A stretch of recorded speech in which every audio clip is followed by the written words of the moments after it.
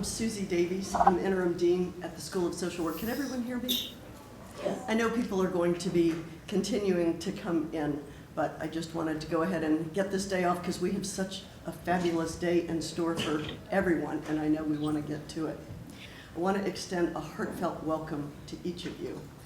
Tulane School of Social Work is excited to have you here and proud to host this series of panels on equitable resilience, and social vulnerability in collaboration with the Sasakawa Peace Foundation USA. It's fitting that a panel covering topics like disaster preparedness and mitigation, community building, and human resilience would happen here at this school, given that we house a disaster resilience leadership academy. Rather than simply respond to a crisis when it occurs, we seek to build infrastructure within communities that allows them to reduce the impact of a disaster. And I really enjoyed talking to so many of you last night about how our program is so unique and so different from any other program on the planet. We always feel that way, but it's nice to hear from others that recognize the uniqueness of DERLA. It's a one-of-a-kind degree and the only academic program in the country that focuses on FEMA's National Disaster Response Framework, making our graduates extraordinary candidates for a career in the emergency and disaster management, relief, and preparedness field. I'd like to give special recognition to Dr. Reggie Ferreira. Reggie is renowned for his extensive work in the fields of resilience. What the heck? I'm so sorry. There's a big difference between resistance and resilience, but you all know that social work, we talk a lot about resistance and the importance of resisting. I'm going to blame it on that, and not that I was out too late at dinner with my Japanese colleagues. It was such a wonderful, wonderful night, but no blaming here. But really, Reggie, his work is so impressive and really stands out. I know all of you know that, and hopefully those that are online with us today are aware of the important contributions he's made to the field. He's one of our senior leaders in the school, and he's dedicated his career to understanding and improving the resilience of communities facing disasters, climate change, and other adversities. As the director of Tulane's Disaster Resilience Leadership Academy, his research often intersects with issues of equitable resilience, emphasizing the need to support vulnerable populations disproportionately affected by climate and disasters, which is why it's so important that it's housed in a school of social work, because we are masters at supporting those most vulnerable. So the intersection of those is really, really very powerful. We hope you enjoy your time with us this week, and we're thrilled to serve as your host. May your time be spent with us be fruitful, fulfilling, and educational. Roll wave.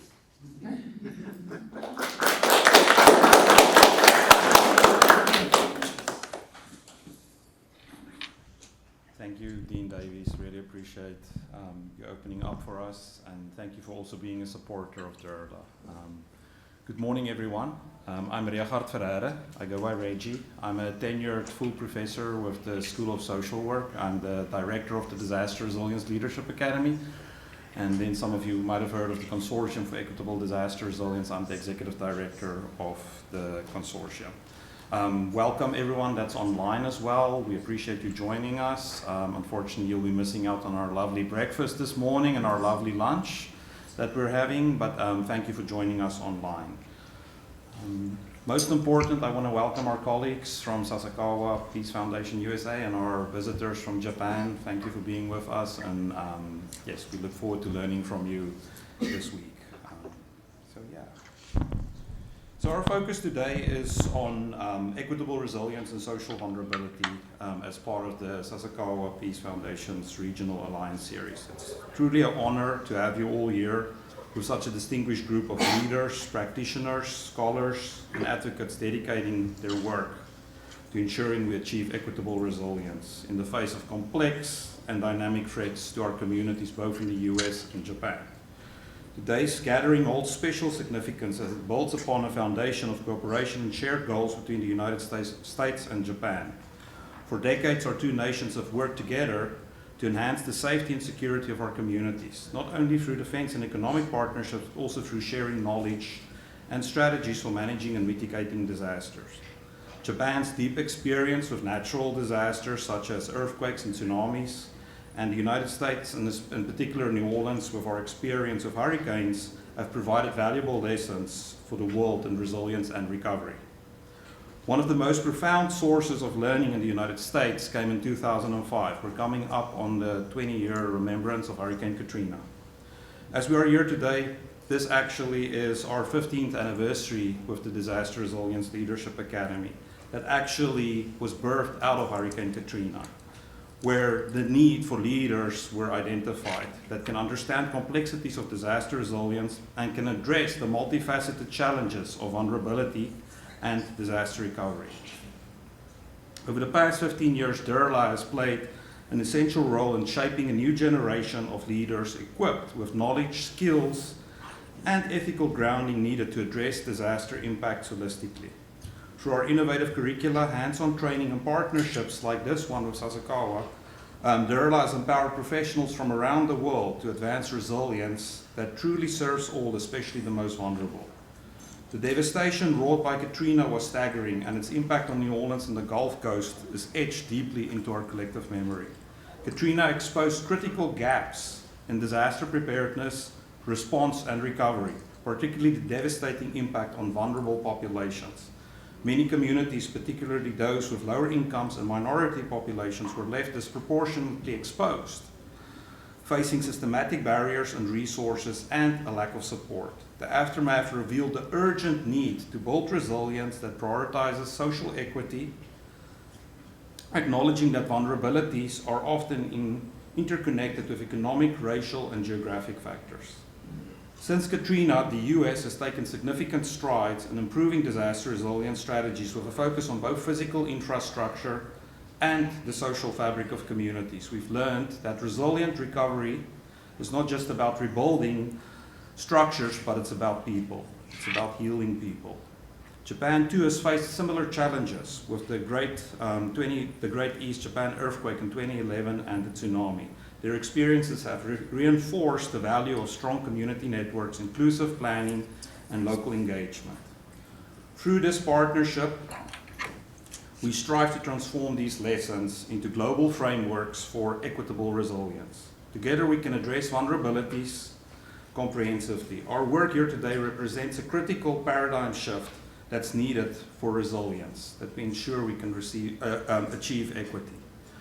Today I encourage each of you to engage wholeheartedly in the discussions, ask tough questions, and seek new perspectives. Let us seize this opportunity to build deeper partnerships and collective understanding so that tomorrow can be a more resilient society.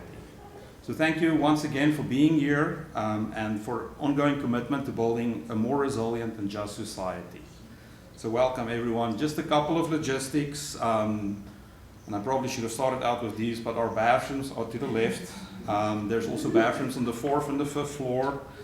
You can access the schedule on your desks via QR code. We have 2 networking events where we'll have a coffee break and a lunch. For our live stream folks, if you have questions, please be sure to drop the questions in the chat. And then lastly, just a couple of thank yous. First off to Sasakawa, Shanti, Kaidi, Dr. Akimoto, thank you for your support and partnership. Our colleagues from Japan and Jim for making the trip down to New Orleans. Our community partners, we wouldn't be here without our community partners who you'll get to meet in a bit, so thank you. And then, of course, Team DERLA. There's so many of you to name, and if I miss your name, I apologize in advance, but Dean Davies, Stephanie, Tim, Corey, David, Alessandra, Tona, Jason and his team with Elephant Quilt, thank you so much. Devon for your technical support, and then very important, Anne, you've been the glue today for us with all the logistics, and most important, all of you are attending. So yeah, I'm going to hand over to Shanti. Thank you.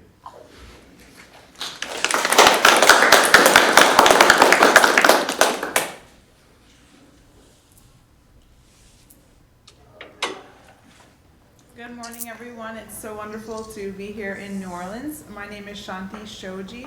I'm the Director of Programs at Sasakawa Peace Foundation USA, or Sasakawa USA for short, as it's a bit long, easier to say. I really wanted to thank Tulane and the Disaster Resilience Leadership Academy here, and that goes without saying, especially Dr. Reggie Ferrara, who we have been working closely with on this engagement. And as he mentioned, Anne, Tim, Stephanie, Dean Davies, we really appreciate the collaboration with us on this area that we saw opportunity for the US and Japan to learn from one another and to bring people together who are working on similar issues, and we can learn from one another and share those ideas. Sasakawa USA, I'm sure, is not well known in New Orleans. We are a Washington, D.C. think tank, and in a sea of think tanks in Washington, D.C., what makes us unique is we're the only think tank that focuses solely on the US-Japan alliance. We mostly focus on security and diplomacy issues. So we bring congressional members to Japan, we bring Japanese Diet members to the United States, we do professional exchanges, so that kind of work. So very much outside of the disaster field, but every year we identify an area where we think the US-Japan alliance could be stronger. And as Reggie noted, with Japan's experience in disasters, and disasters unfortunately continuing around the globe, that is something we thought we could bring people together on. We really work to break down silos and convene people together. So in the summer, I led a group of disaster risk reduction experts from the United States to Japan to meet with counterparts in Japan and learn what Japan is doing.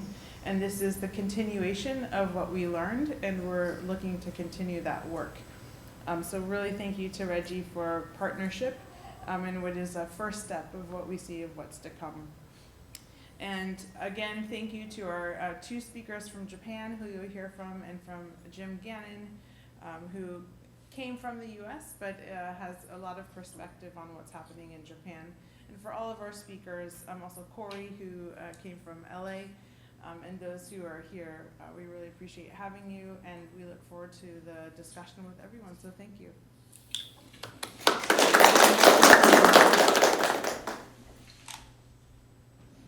So we'll transition into our first panel that will basically be looking at equitable resilience from the academia side. So Dr. Kitamura, Tim Davidson, and Arthur, can you please join us here for the first panel?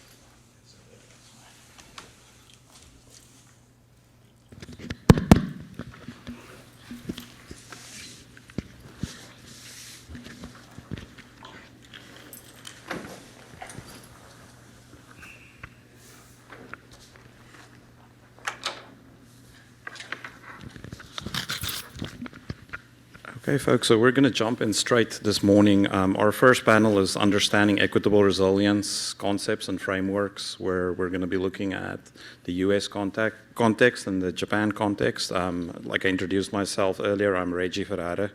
And really the past 4 to 5 years, I've focused more on equitable resilience. My training has been in vulnerability science and resilience in general.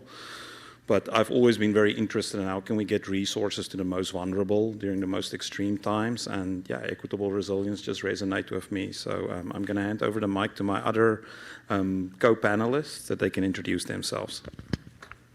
Hi everyone, my name is Miwako Kitamura. I'm originally from Japan and I'm working with the IRIDES, the Tohoku University and Disaster Science Institute. Our main focus is the gender, the disaster and the social vulnerability group and the disabled. Thank you.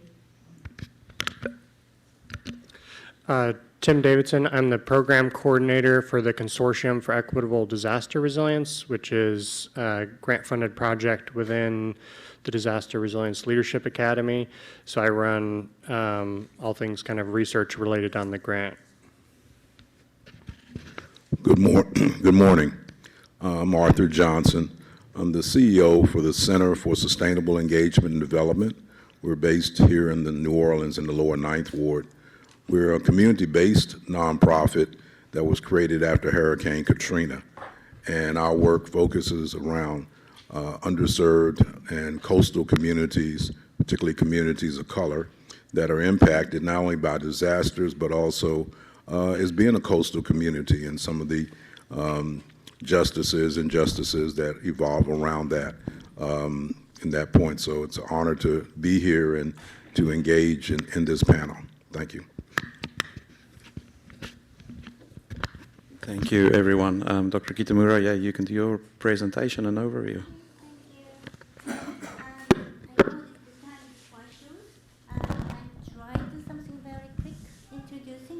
The overview of Japan disaster landscape. You know, of course, already know that Japan is prone to disaster countries. So many earthquakes, so many landslides, so many disasters we are in Japan.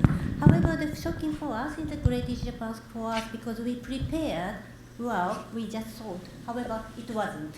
This was, we did a lot of regular drill, early warning system.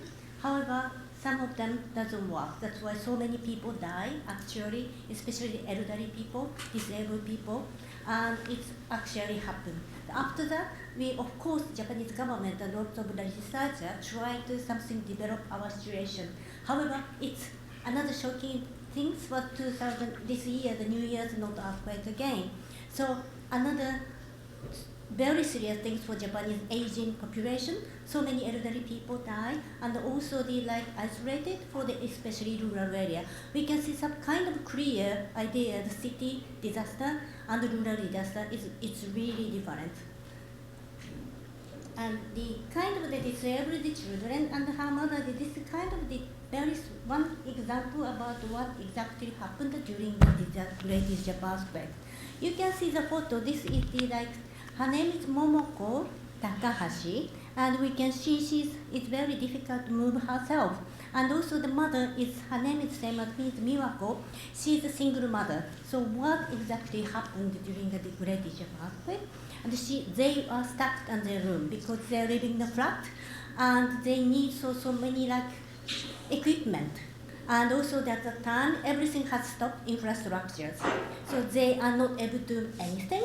And even, however, the mother has already prepared for so many things for the daughter, but she never ever think about for herself. So it means she only 3 days, she has no food almost. She can find only dry pasta, and she just tried to crush in her mouth without water. That kind of thing actually happened. And after, they are something like that, very ashamed to ask about help. Because in Japanese society, it's very difficult to ask something.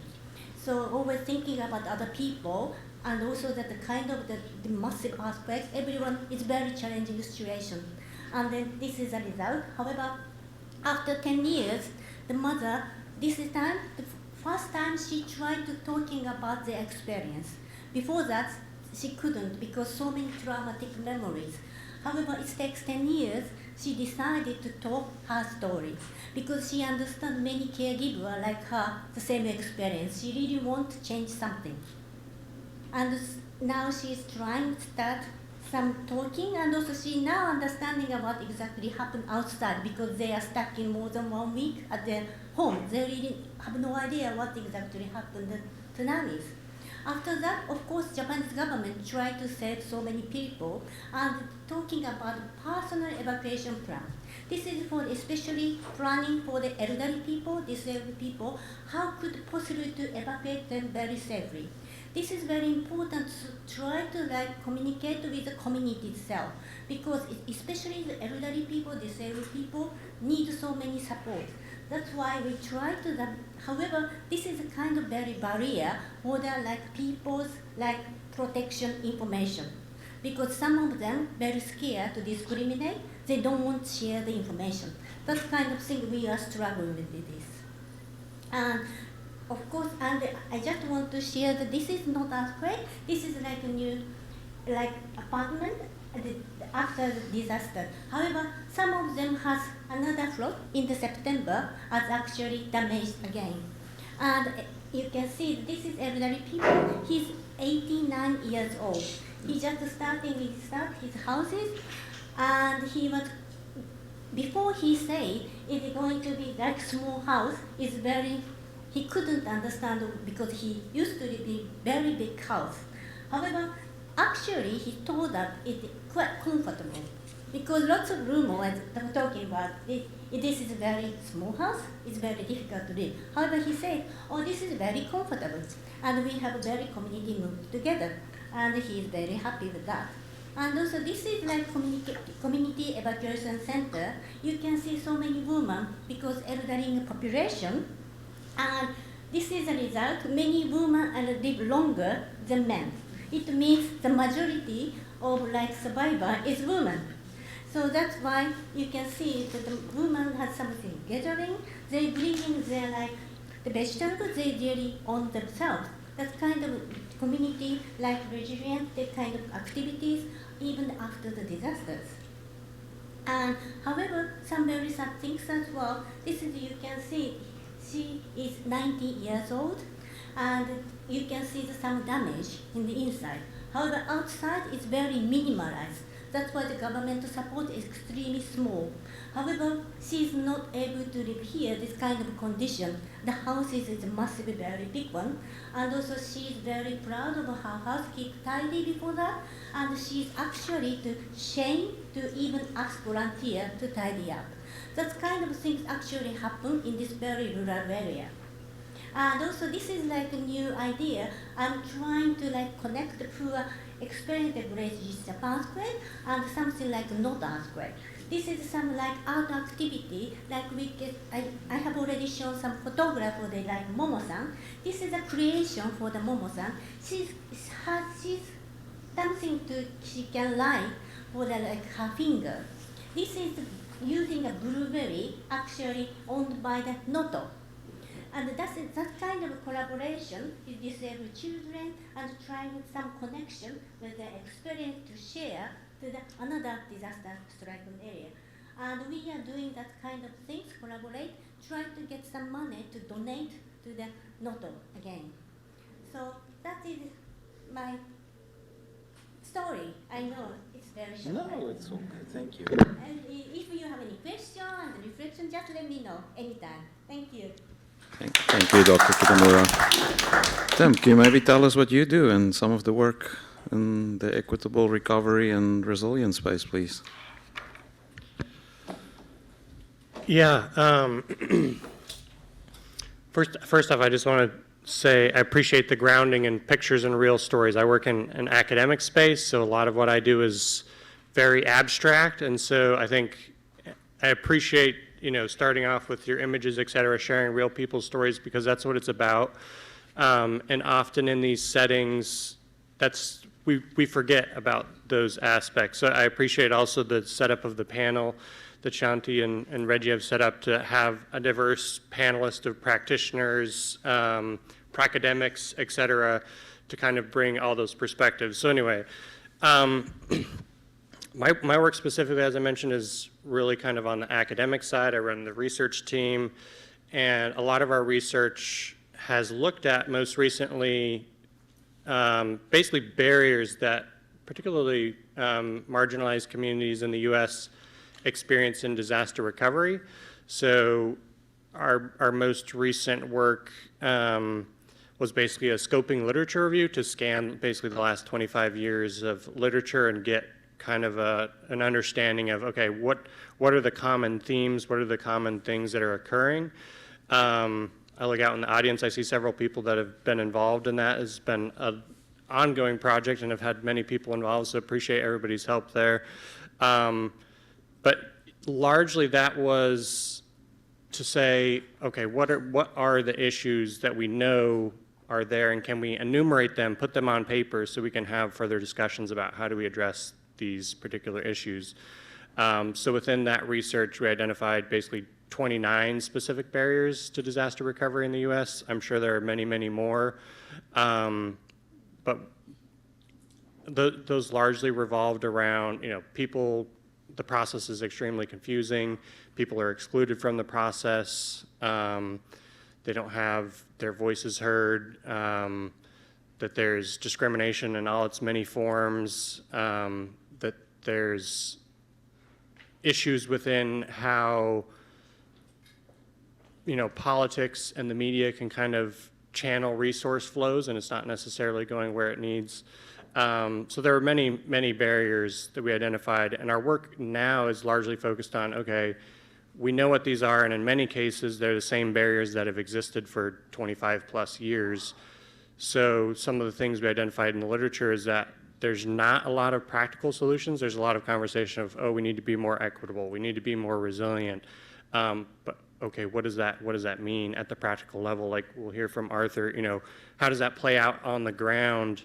And so there's a bit of a disconnect between, yes, we can identify the problems, but the academic literature that I'm familiar with is not great about identifying solutions or how do we actually fix these things. And so our current work is largely focused on taking a more solutions-focused lens to try to say,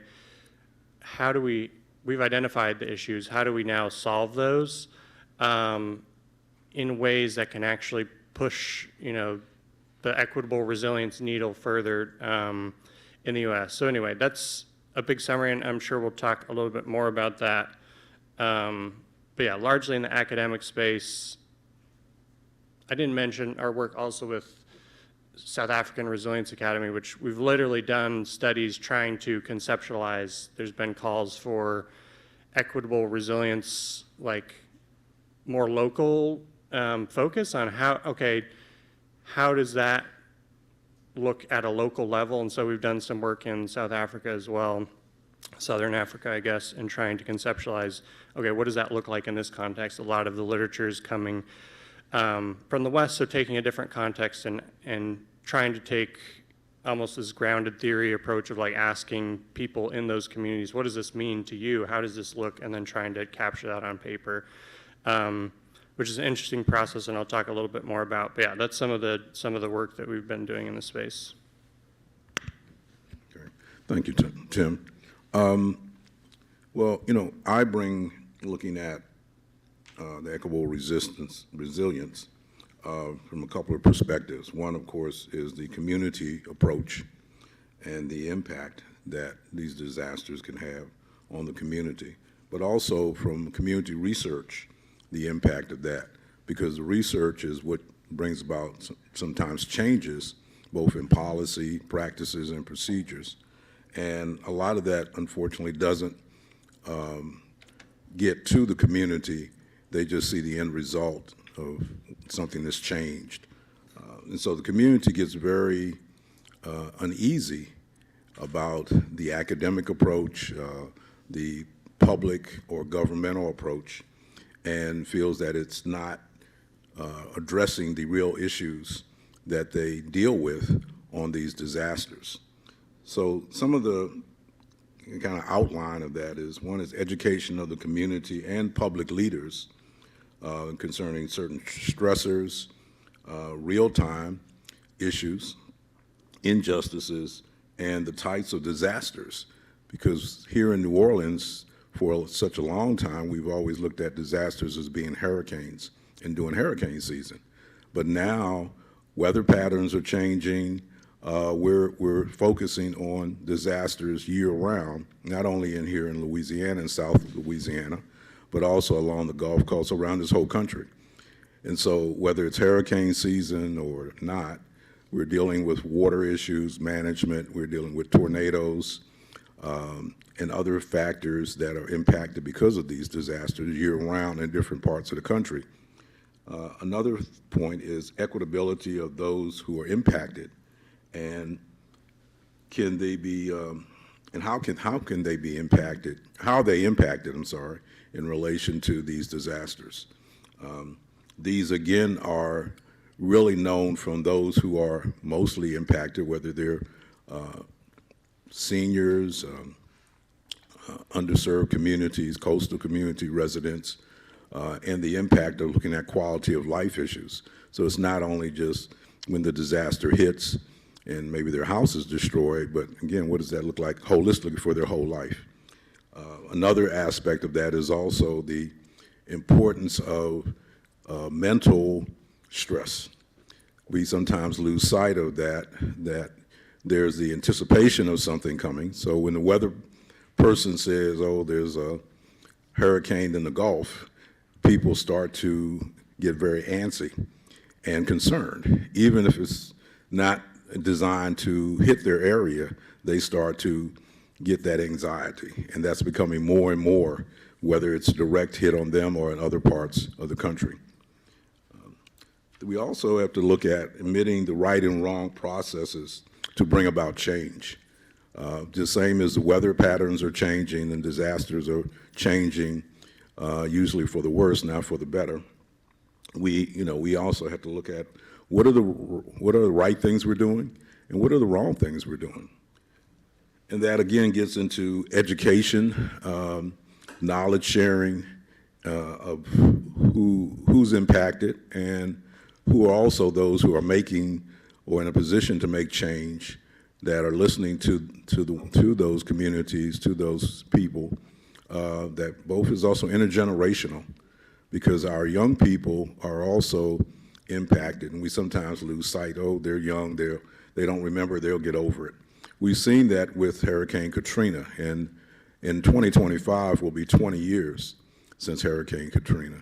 And so even many of the young people who were little children, babies sometimes, now are still feeling the impact of that and the results of one of the worst disasters in this country. And also, lastly, we have to look at less dependency on government. And what I mean by that is that government, expecting them to always take the lead.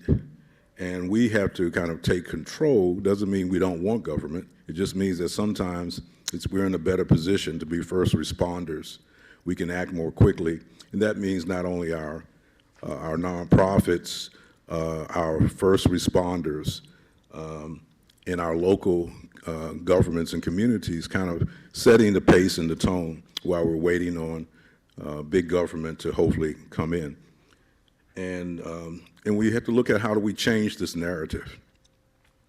This is not something that's only for underserved or poor communities or coastal communities. It hits everybody. And we're seeing that all across this country, all across this world.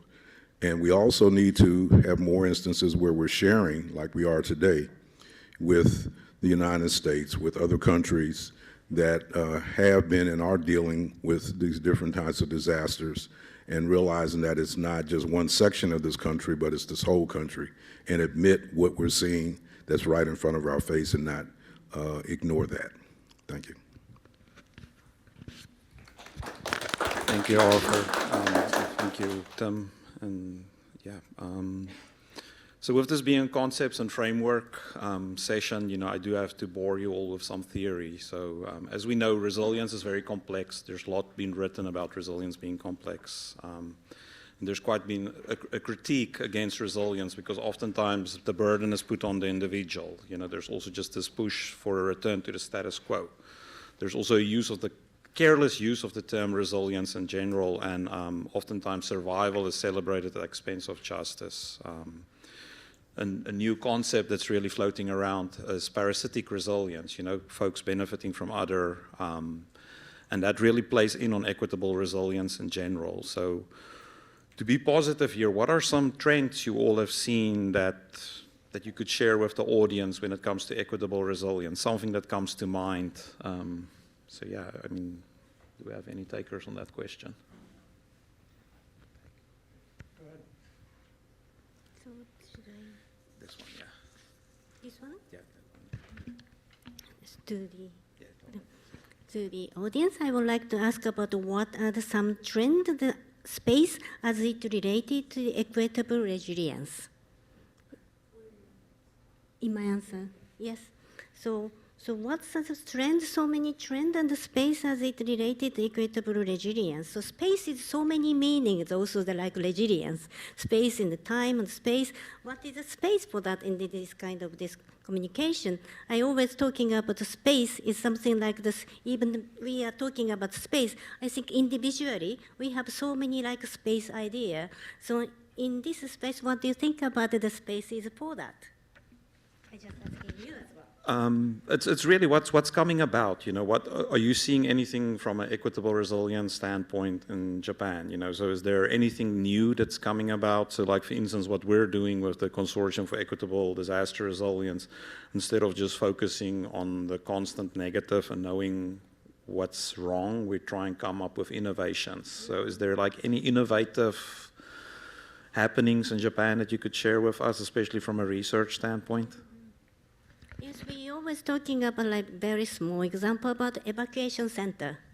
We always talking about improvement with evacuation center is also like the space and something like private space and some rural areas people, we don't need like kind of like space because we are all together, we're not hiding anything. However, of course, the woman is uncomfortable because how could possible to like changing their clothes or something. However, most of the like the communication, I mean, shelters leader is men. If man says something, no one can say no. It means like even the talking about space, safe space, is very differential for the gender and rural area and the city area. That's kind of things we have to understand about even the space. Thank you. Yeah, I guess when I read this question, I guess I interpreted it differently. So apologies. I guess I'm a bit of a pessimist, so I was thinking more along the lines of like, what are some trends? And a lot of what I thought of were potentially not. I think at their core are good, but I'm always cognizant that there's always a potential downside depending on which perspective you look at. So like a couple that I was thinking about, I think in the equitable resilience space that I work within, I think, and maybe I'm misinterpreting this, I don't know, so take this for what it's worth, Tim's perspective, I guess, but data-driven approaches, I think, are being pushed a little bit more, which as a researcher, that's exciting, that's what I do. So I think that's a good movement to have an evidence base for what we're doing. I think the drawback to that is it can be a double-edged sword in that sometimes I feel like people come to me, I'm a new researcher in this space. I just graduated from Tulane not too long ago. And often I get people coming to me and I'm like, you don't want to be talking to me, you want to be talking to Arthur, who's lived this, who's doing this every day. Like, yes, I can tell you what the academic literature is saying, but ultimately, if I write up a paper, it's simply capturing a small portion of community voice. Yes, we do it in like rigorous methods, et cetera, but ultimately, we're just codifying what's already there or just putting it on paper, what's already going on. And so sometimes I think this data-driven approach at the extreme can be, well, we don't want to make any change until there's evidence that we need to do that. And the evidence is somehow because I interviewed 15 people and did a thematic analysis, and now that has some additional validity that the 500 people who already told you what was going on didn't have.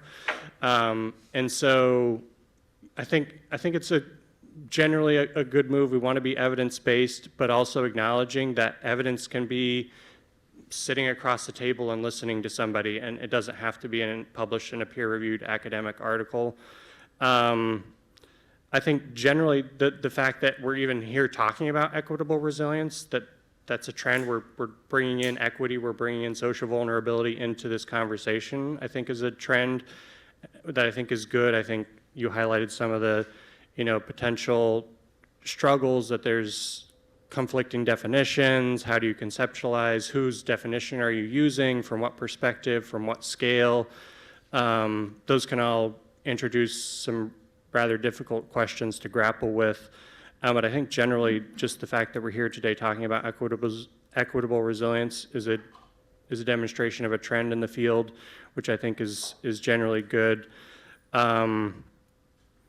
I think sometimes, though, again, bringing that pessimist side, I guess sometimes I think it becomes a buzzword and people are utilizing it and flying under those banners, but not doing the work, if that makes sense. And that can be because they don't know how to do the work. That can be because they never had any intention of doing the work and just wanted to hop on the new buzzword.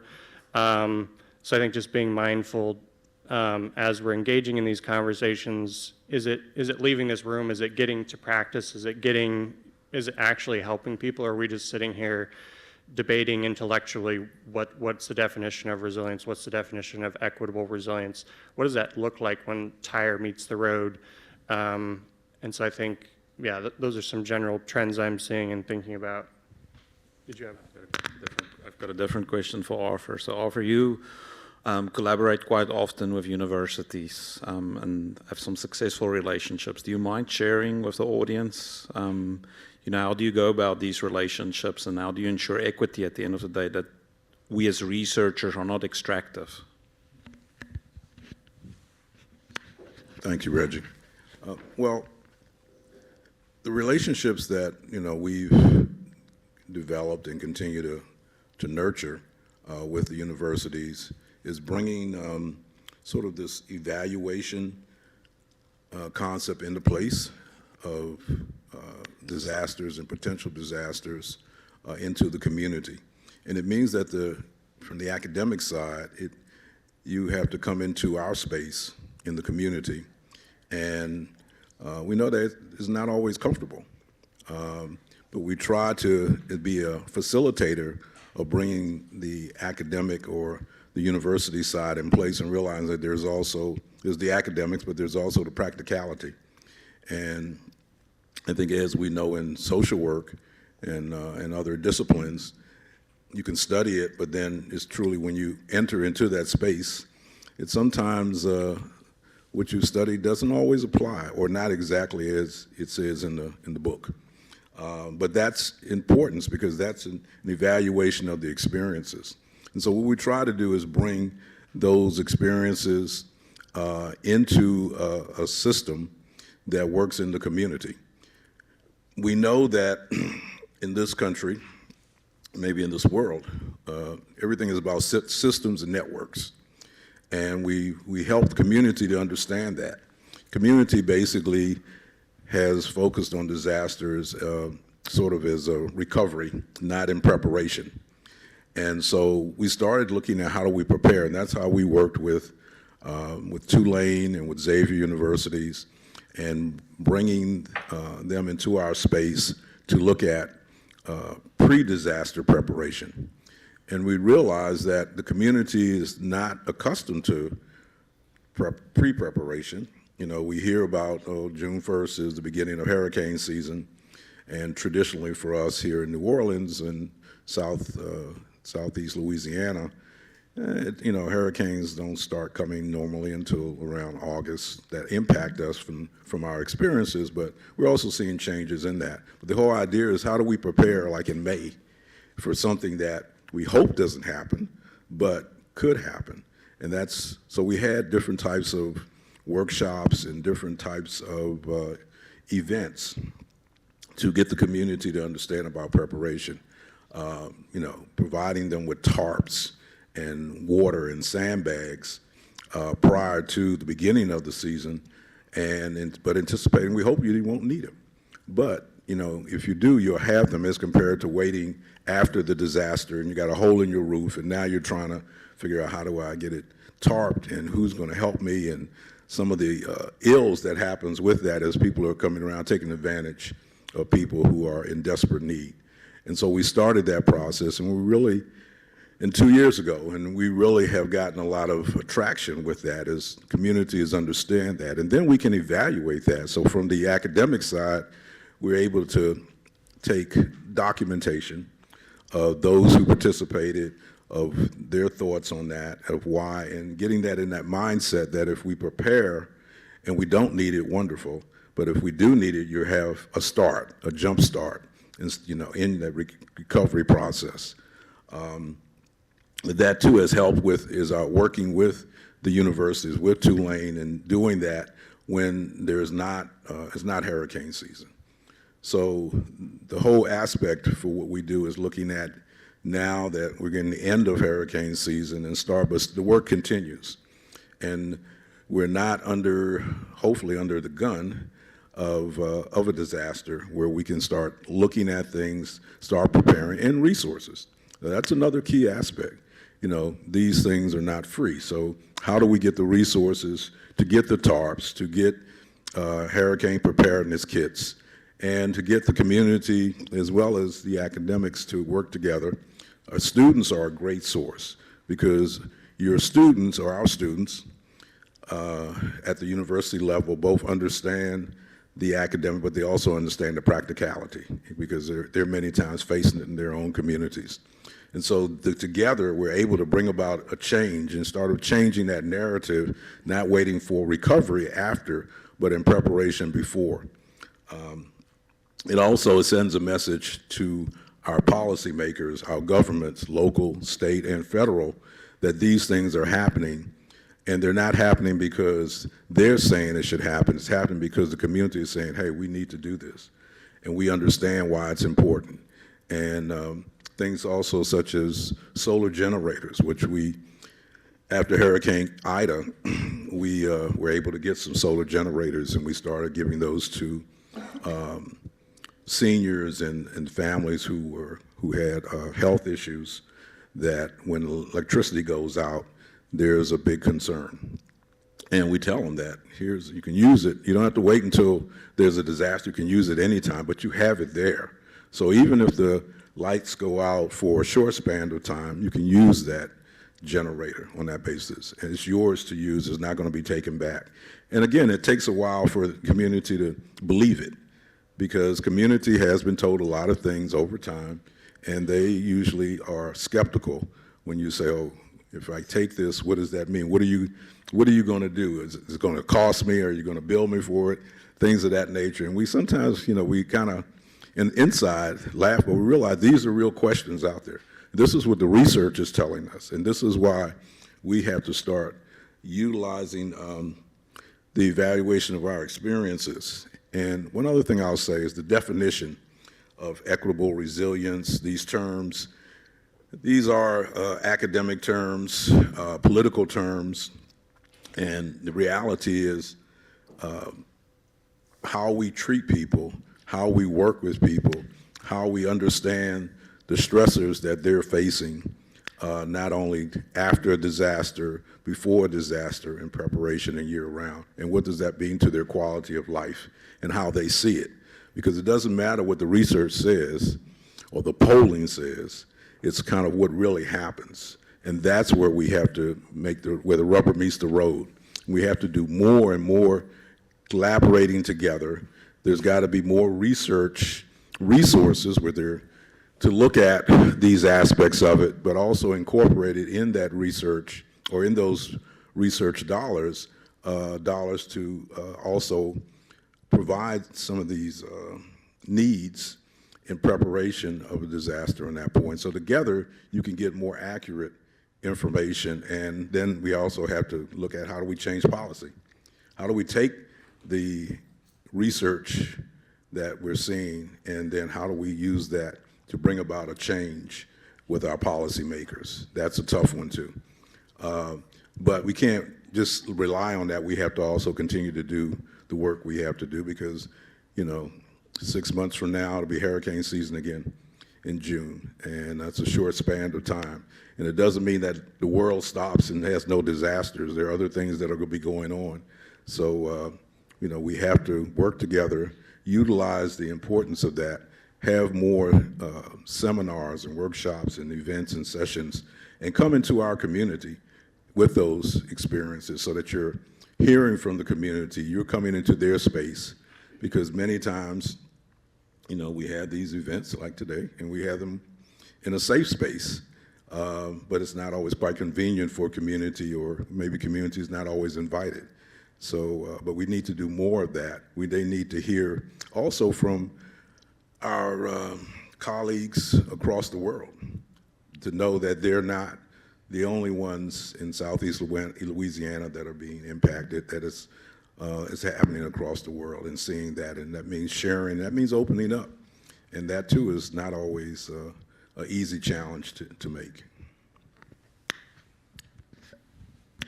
Thank you, Arthur. Dr. Kitamura, can you maybe share some of the relationships you've built from academic perspective with the community? So we heard from Arthur as a community practitioner and the relationships he built with academics. Do you mind sharing the other side of the spectrum, how you go about building relationships with the community? And Yes, thank you. This very important word you are talking about, like how we work together.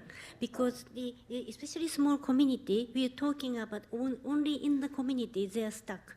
Because they are extremely busy after the disaster. They have to clean up, they have to application so many things, they have to sometimes to participate in the workshop, and so many like scholars coming and the questioner, they are in like panic and the chaos situation.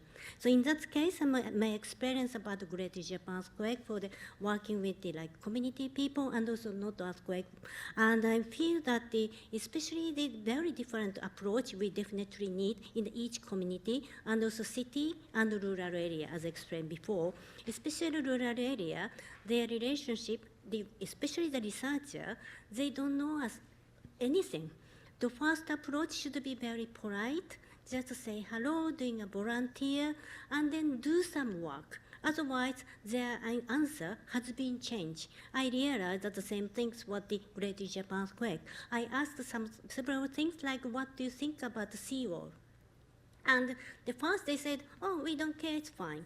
After 5 or 6 years, they're talking about very slowly.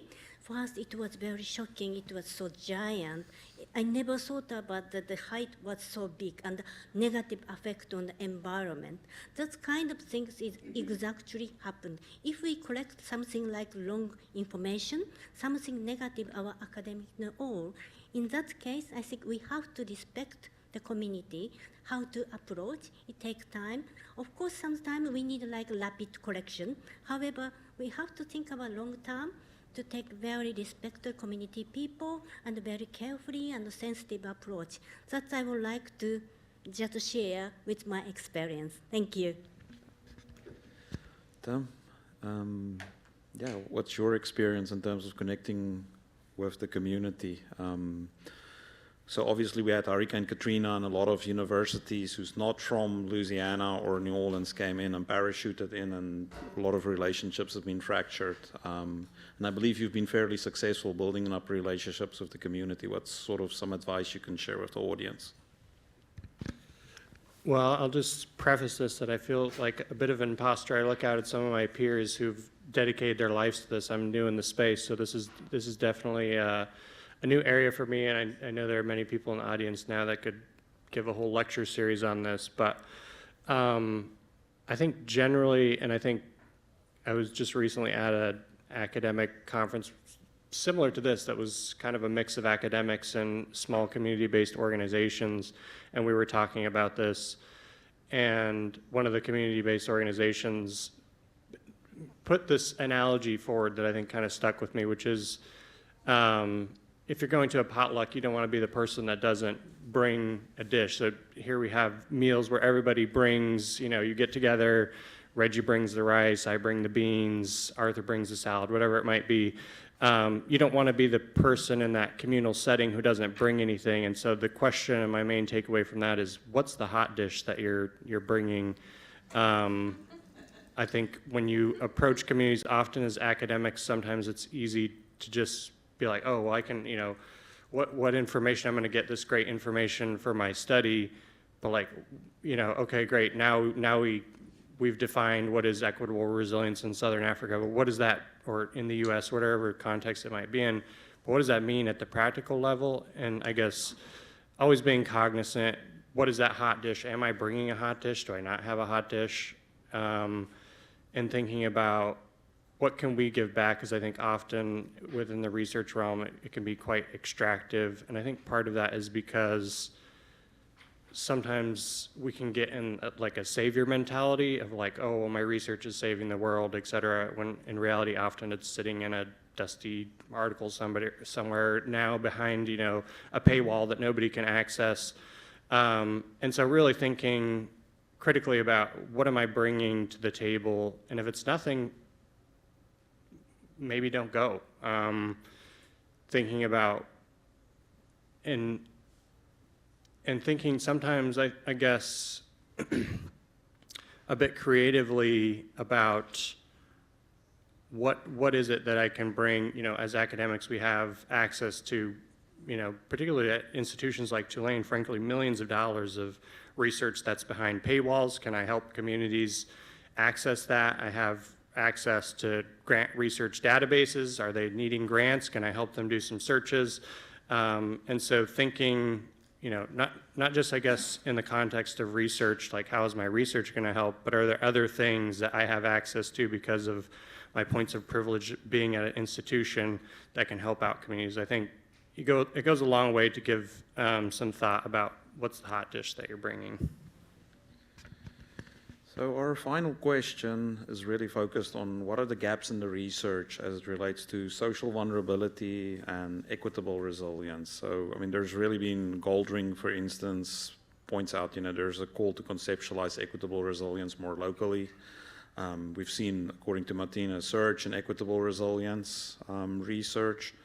But in the Japan context, where are some of the gap areas that you've identified as it relates to resilience research and social vulnerability research? So we might have someone in the audience or online that's interested in starting out in this field. So what are some gap areas where you think we can improve with the research? Yes, especially the social vulnerability, it sometimes is invisible. Like we are talking about like poverty, like single mother, they are extremely busy. How could it possible to find them? How could it possible to interview them? It's very challenging. I remember that some kind of like woman empowerment like workshop. The participant was like quite wealthy and they have lots of time. So how could possibly that kind of conversation going fit to the social vulnerability, actually the woman or single mother, and they are facing the poverty? Because they don't have enough time to do that kind of the activities. That's kind of sometimes misunderstood, like what is social vulnerability? How could it possible to help them? How could it possible to even find them? Because they are usually, it's talking, everyday life is so tough. They don't have enough time. Even they don't have enough time to go into the community center, even reading the letter or anything. That's kind of we have to be target. It means we have to connect it like NPO who really organize to support them to talk with the leader and they try to find them and try to gathering information. Otherwise, sometimes they misunderstood because such kind of workshop result might be not fitting really social vulnerability people. In my feeling, it's something like sometimes in Japan doing a lot of workshop, but however, the reality very disabled children care mother or something really like sexual harassment, always like young girl is feeling like neglecting their family. They never ever thinking about going to participate in the workshop. Even they don't understand what is the workshop. So that kind of thing we should to find them. It's not something to grab them. We have to very sensitive communicate with them, try to find why they are facing difficulties. That kind of, I think, approach should be needed. Thank you. Thank you. Yes. The conceptualization of many of these terminologies is very difficult for folks to conceptualize, even from an academic standpoint. You know, they're not expecting a community to understand it. It's just not the right approach to go.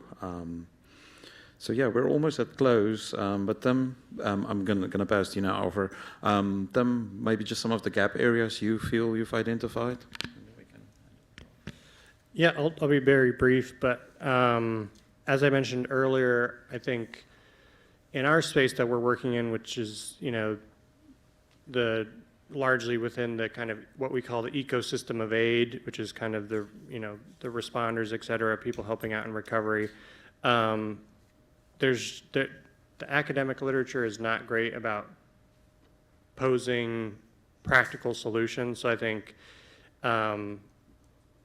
the big gap is there, that we need to get more practical. We need to do more participatory action research, community-based research to bring that practitioner perspective. And I think also more ties to the policy world. I think it's easy to do the research and then once it's published, move on to the next thing.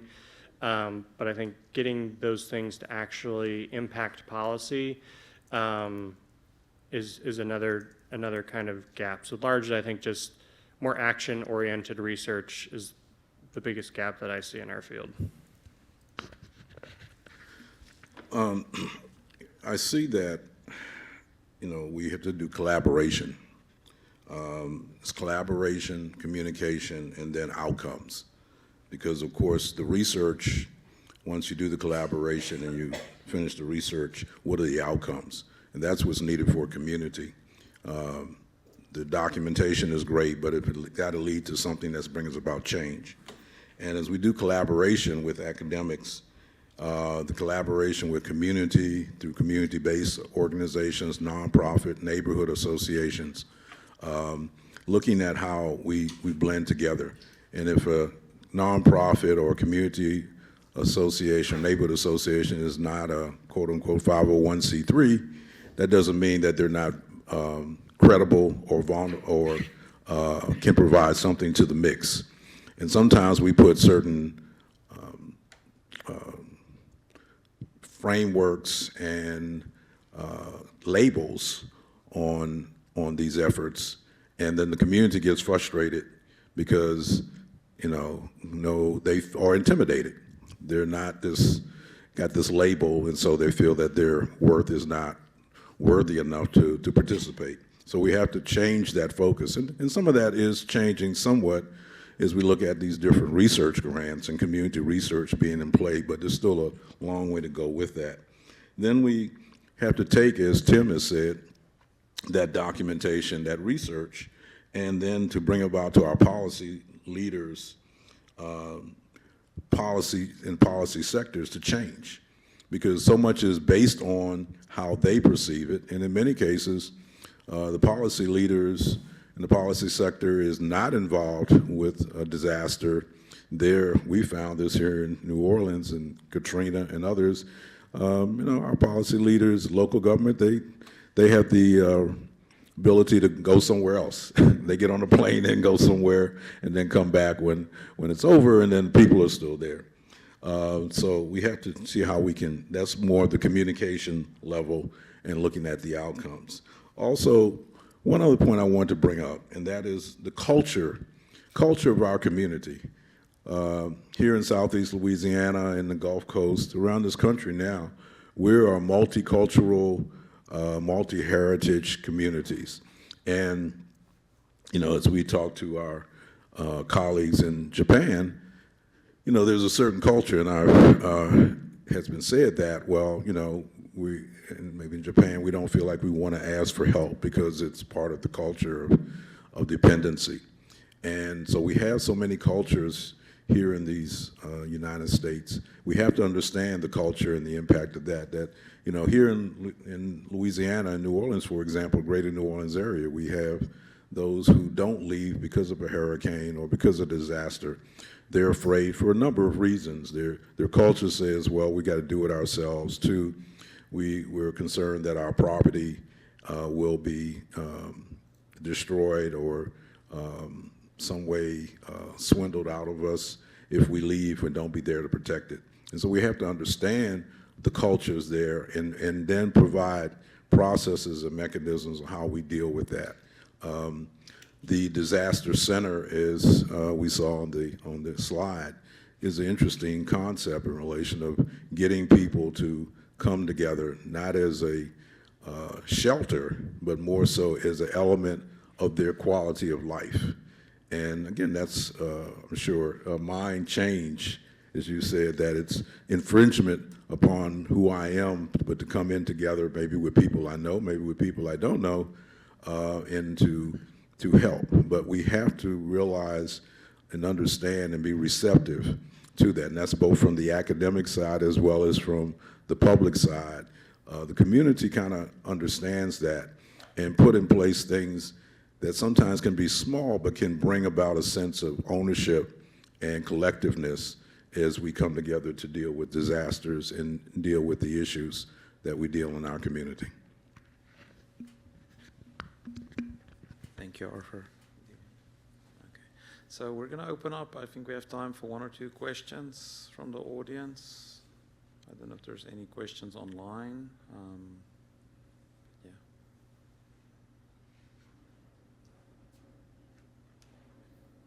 Shanti. You can just speak up. Okay. There was a talk about data and gathering data and having better data, and I'm wondering regarding gendered data, reporting data both for men and women, but not just one big group, to better understand that breakdown. Is that something you're seeing trending happening? Is it something that needs to happen? Just curious on your thoughts about that. Yeah, and actually, as soon as I handed the mic to Arthur, I was remiss because I forgot to mention some things related to that. But I think that's potentially a trend in the field. Is there's more conversation. It's very nascent. It's very new, at least in the U.S. context. But I think there's certainly, and that's something, I guess, a trend and something that's needed is more, I guess, this kind of ecofeminist perspective of things aren't dichotomous. They're multifaceted. They're intersectional. Women's experience is very different than men's for many, many reasons. And I think there's still a glaring gap in the disaster research around gendered topics. So certainly, to Reggie's point, mentioning, we may have some scholars, et cetera, who are listening in or watch this later. I think that's certainly something that I'll be trying to incorporate more in my work, because I think it's a gap and it's much needed, and part of why I think many of the systems aren't working the way that we think they should. On paper, they look great, I guess. In theory, this should work, but then when rubber meets the road, we're just spinning our tires or it's not working. And I think part of that is because we're not accounting for these intersectional issues, just gendered issues, et cetera. So.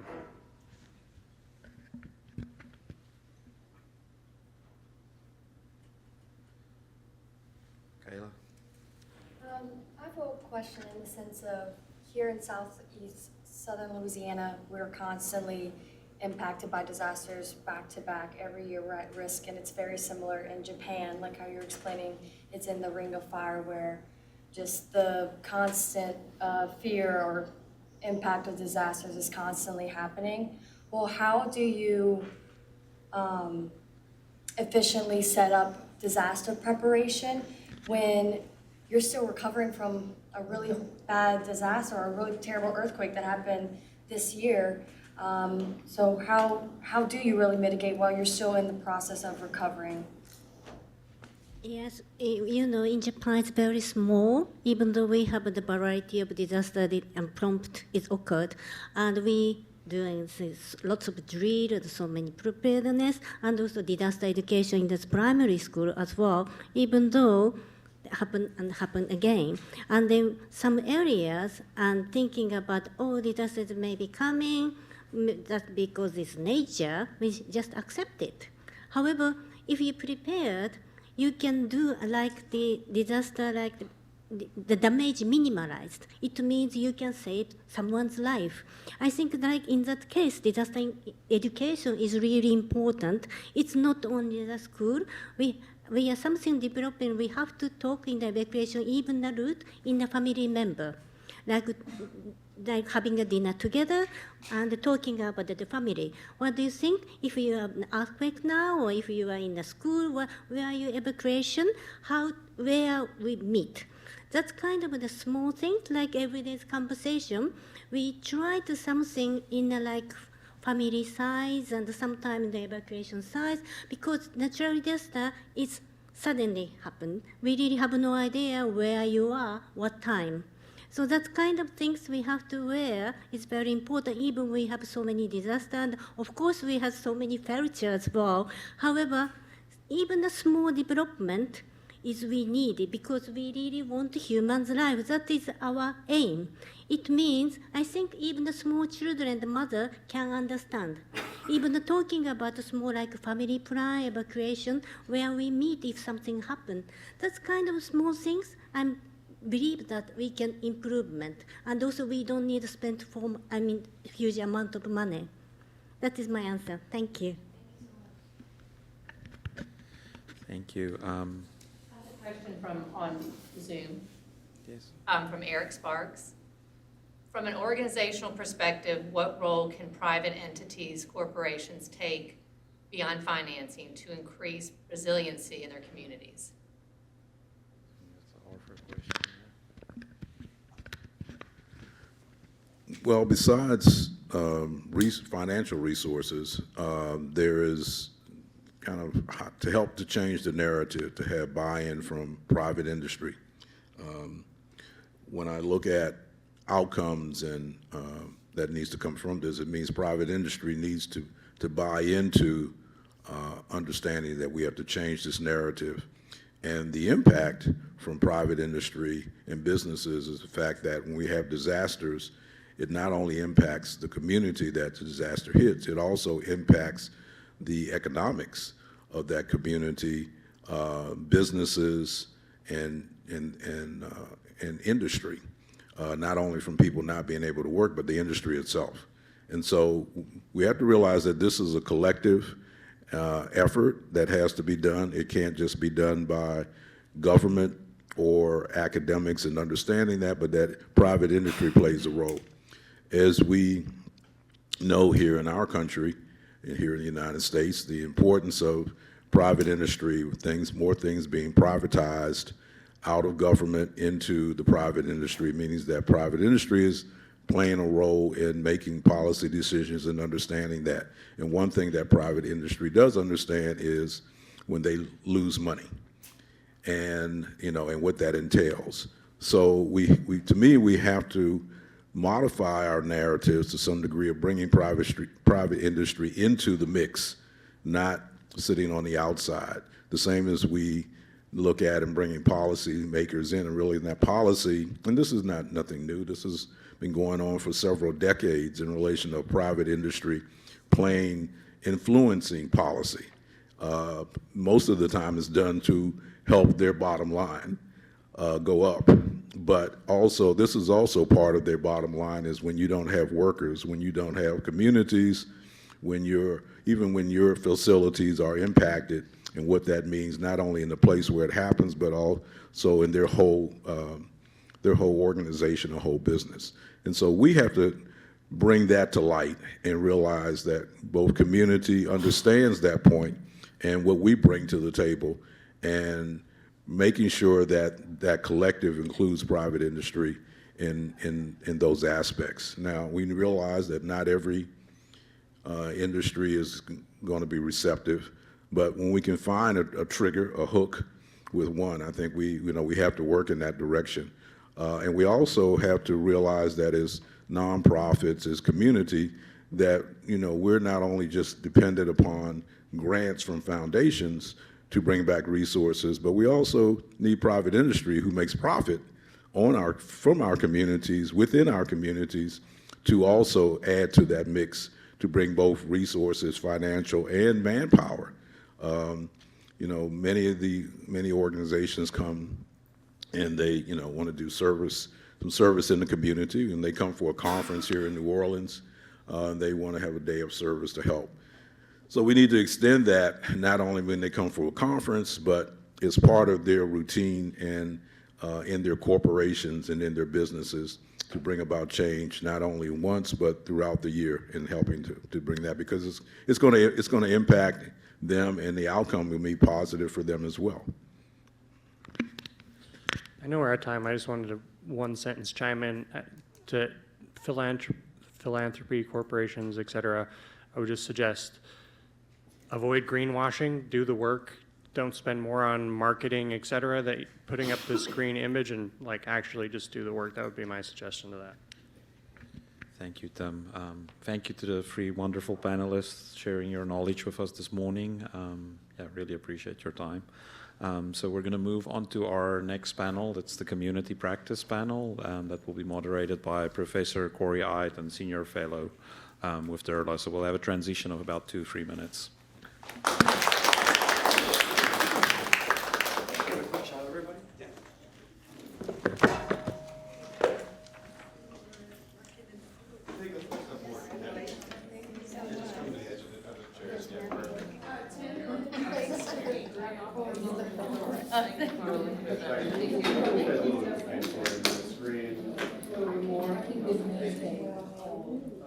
Come up a little bit. We'll see if I can get the yeah.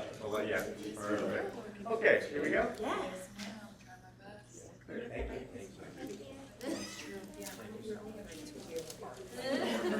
Hello. How you doing? All right. You need to have the wireless freedom for that. Wi-Fi when I'm on my laptop because EDU doesn't work.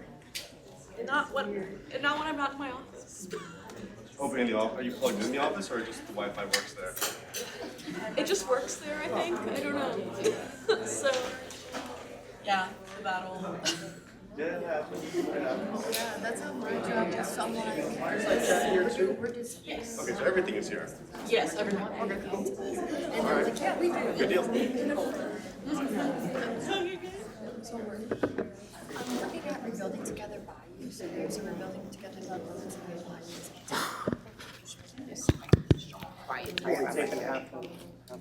They're kind of large. It's bigger than your head. Tim is so. Tim, just take the whole thing. Perform a surgery. Yeah. Doing half and half. Okay. Just take it.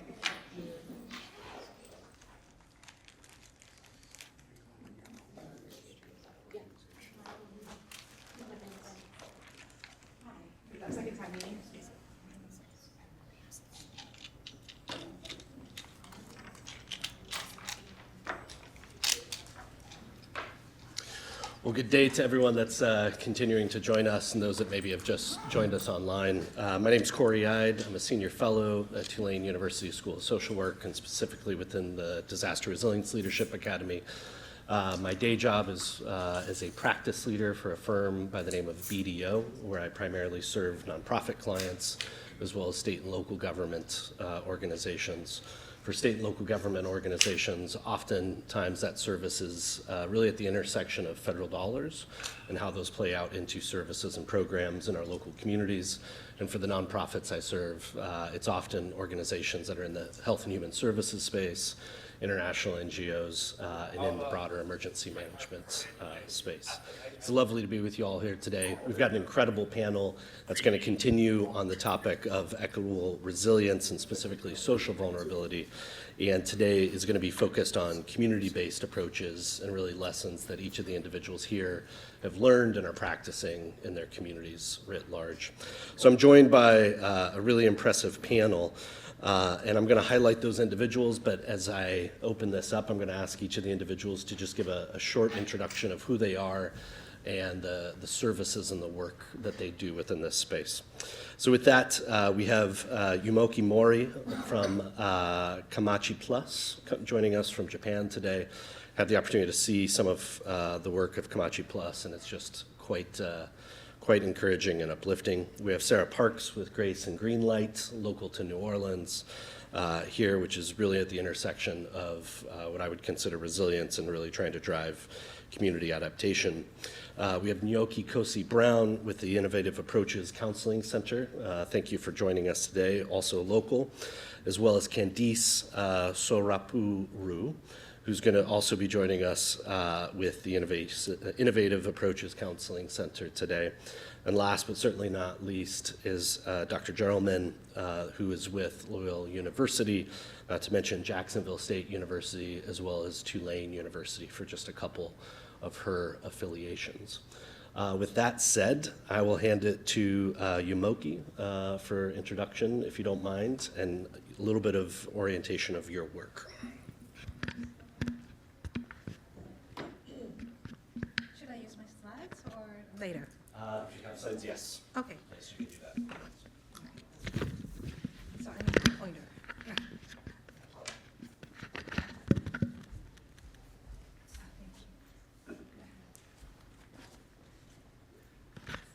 While I wait for the PowerPoint to come up, I'd like to introduce myself.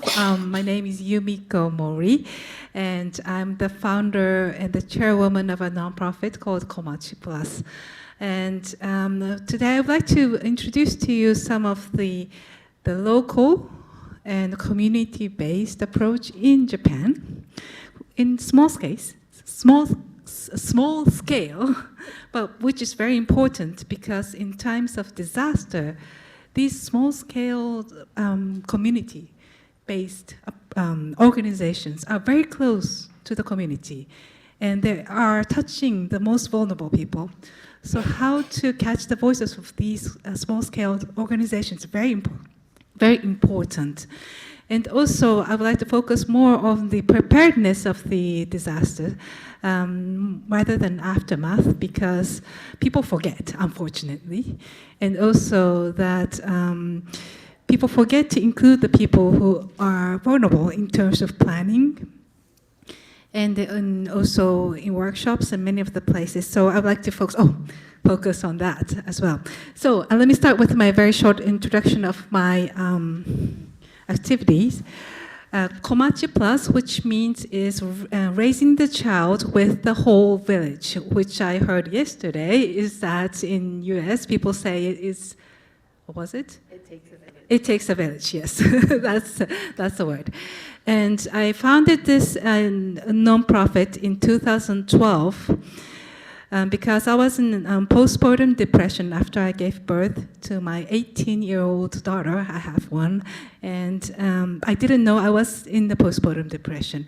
And I thought we need a community to raise a child. And after the 2011, the great earthquake in Japan, I decided to quit my job, which I used to work for Toyota, and find this organization. What we do is that we run a community cafe, which looks like this. And we have a lot of moms and children come to our cafe, and also we send free baby gifts from the community. We have around 1,000 people who joins this process as well. And this is a picture of the cafe that we run in the 400-year-old temple, which outside looks like this. So it's like a safe haven and also a platform for a lot of people in the community to participate, as well as it acts as an innovation center. For example, we found the Japan first diaper vending machine, which has a diaper and milk in the vending machine. And we found it the first one in my town, and there are already 300 all over Japan, and which is very important in times of disaster, because if you have the evacuation center and you have this diaper and milk, you can have it everywhere, and which is very necessary in terms of disaster. So this is the outside. It looks like this. The temple looks like this. And in our cafe, the blind people, elderly people, moms, deaf people, autism, panic disorder, child's not going to school, a lot of people come to our cafe, not to be helped, but they come as a volunteer and to make food, cuddle babies, help others in the cafe. We have around 340 volunteers who joins us. So it's not somebody helps somebody, it's mutual helping each other. That's kind of relationship is really important. And he's a 80-year-old grandpa. He's cuddling babies and he's playing with the kids while the parents can't eat warm food sitting with both hands, which is very, very important. And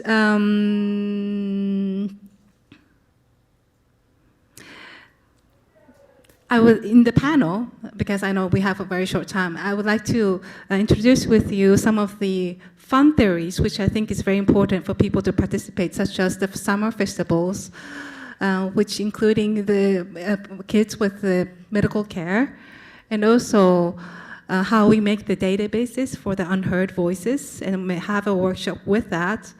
And also how we do the evacuation center management simulation games so that we can simulate how to run the evacuation center. So I would like to touch that later on. Thank you. Thank you so much. Sorry to take the time. Yes, no. Thank you so much. Sarah, if you wouldn't mind sharing who you are and how you work in the space. Hi, thanks for having me. My name's Sarah Parks, and I'm the Executive Director of Grace at the Green Light here in New Orleans. We're an organization that works with the unsheltered homeless community here. So we do that daily, 365 days a year, providing basic resources such as meals, clothing, hygiene items. We also help reunify those with loved ones and family members if that's an option. I do a lot of street outreach. So because we open our doors every day, 7 days a week, 365 days a year, we inevitably are serving pre-disaster, post-disaster, and a lot of times we have found that disaster preparation and recovery both focus on people with houses, offering aid and resources. So we have stepped in. I've been with this organization for 10 years now. So post-Ida, Hurricane Ida was a big time for us, just kind of getting the needs met for our unhoused community. Also working with our local city mayor's office, making sure that there are plans, there's preparation for our unhoused community when disasters are going to happen. Beautiful. Thank you so much. Actually, if you wouldn't mind handing it to Candice and Yoki. Hello, everyone. My name is Dr. Naoki Cozy Brown. I feel seen today with all the Japanese names. I'm usually the odd one in a bunch. So if you want to take me back with you guys, I'm fine with that. We are from Innovative Approaches Counseling Center, myself and Candice Saraparu. We are located in the River Parish areas. We met post-Hurricane Katrina 20 years ago when we worked for Catholic Charities Hurricane Katrina Aid Today program. And so our mission from very early on in our career was to support our communities. We all moved to the River Parish area to escape Hurricane Katrina, and since then we've had at least 3 catastrophic hurricanes, and Candice has rebuilt from the ground up at least twice in that time frame. Some of our work as disaster resilience social workers, which Reggie coined that term for us recently, wherever he is, has been community outreach, also addressing disparities in mental health as it relates to community disasters, and also academia, as myself and Candice are adjunct professors. I am at University of Kentucky and she at Tulane, but in our programs we both teach online programs, which also gives us access to students all over the country, which means that we have to be aware of what is happening all over the country. And with technology, it also allows us to have a greater reach, and also the disparities and how that is impacted. Again, I teach in Kentucky, which many of my students were in the Tennessee area with the recent disaster. So that also helps us to not only have compassion, but also recognize that some of these people are experiencing disasters that they've never seen, life-changing disasters. And so our insight and resiliency model helps us to not only provide the academic aspect of it, but also empathy, and also give some of our students, our patients, some insight on what to expect. We are also working with the CSWE on the Disaster Resilience Guide.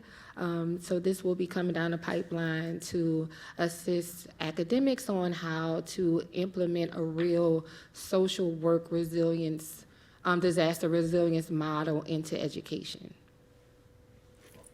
Thank you so much. Hi, everybody. I'm Alessandra Geralaman. I run a community-based participatory research lab at the Center on Environment, Land, and Law at Loyola University New Orleans College of Law. That sounds very academic, but my work really is very participatory and community-based. What the lab does is it works with students to really navigate how to work in service of communities, not as researchers, but as collaborators, and really looking at the complex environmental, climate, and disaster-related challenges that communities are facing as they define them for themselves, and looking in particular at that intersection with government policy and law. Just to sort of maybe make that a little more concrete, a lot of these are small coastal rural communities, tribal but not federally recognized, communities that are invisible to government in many ways and often not connected to the larger NGOs. And so really looking to ask, when can law and policy help them? When can it not? And when it can't, and when it actively harms, how, if, right, can it be changed? And a lot of those small communities are actively networked with other small communities. So we have long-standing 20-year-old partnerships between villages in coastal Louisiana and villages in Alaska with Native Hawaiian communities, and also internationally as well. So I very much believe in the power of empowering local communities and also helping them to talk to each other. Sometimes as academics we help, sometimes we need to get out of the way. Thank you so much. If you all can still hear me, Candice, if you wouldn't mind, or actually I'll take it just for the microphone for a moment. Thank you all so much. Beautiful introductions, and frankly, I'd love to ask you all probably 3 or 4 more questions based on those intros. In the interest of our agenda and some of our prepared questions, I'll jump into our first prepared question, which is, there's an increasing attention to community-based action, specifically as examples that we witness in terms of mutual aid. What do you see as opportunities to uplift the need for community-based action while also recognizing the scale of assistance that national organizations can often provide? And with that, I hand it to Candice first. Thank you. I love complex questions. The way so when reading it, often I had to read it like, okay, what are you asking me? What are you asking me? And the honest truth is, what you're asking me is, how do we respect what the communities are already doing while also accepting the help from larger agencies, right? With every time we have a disaster, we need money. And, smaller community agencies don't necessarily have money. But oftentimes, when the larger agency comes in, they take over. And that is sometimes the issue. It's like the balance in having a true partnership between the community-based agency who's been there, been working there, will continue to work there after the larger agency leaves, and the larger agency who may have insight because they have, moved to different areas. And so I don't want to name any specific agency, but we know there are large agencies that work in disaster spaces that have lots of insight because they've worked in other spaces. But when they come into smaller communities, sometimes that insight is not applicable to that community. Specifically, like we're in the river parishes, there's the Mississippi River that divides us, and that divide is huge when you don't have transportation. And so having that understanding of, okay, we do need the community because we know this, versus, you set something up on the East Bank and you expect the West Bank residents to be able to utilize those services, and they'll never be able to utilize those services without transportation.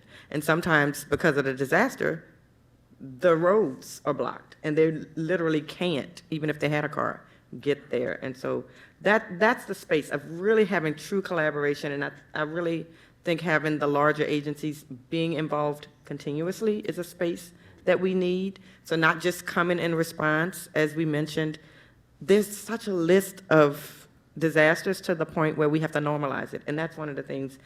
Working in mental health, we know that releases it. If every year, June to November, in our area, there are hurricanes, although we just had impacts Monday, so the hurricane didn't read the calendar. No, the agency should be involved. There should be talks. We should be able to mobilize quicker than the way that we have historically done it. All right, do you want me to pass it? Sarah, if you wouldn't mind. Sure. So I fully believe in the impact of mutual aid, and while I think that's been a rapidly growing trend, it's actually always been around. We just have this term for it now. But I do, like Candice said, I believe it's collaboration between our local communities, our neighbors, our friends, family members, stepping in and filling in the gaps and doing the things we can do to help support each other.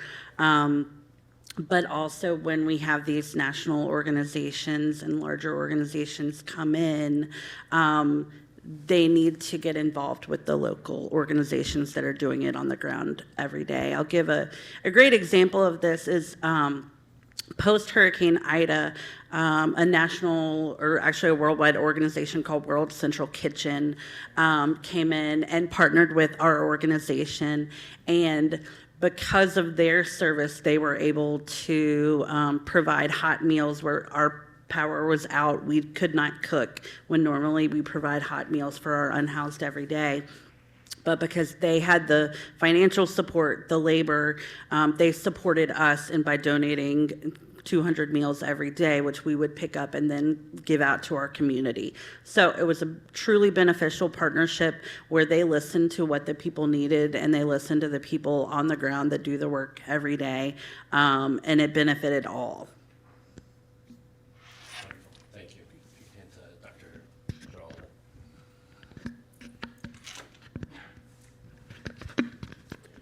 Thank you. I very much want to echo everything that has been said, and also bring up the question of reciprocity and power sharing between the more smaller local organizations and the larger national organizations that come in. Very often the engagement between larger organizations and the smaller place-based organizations follows more of a charity model, where you accept what you are given, thankfully, and you adjust yourself to conform to the requirements.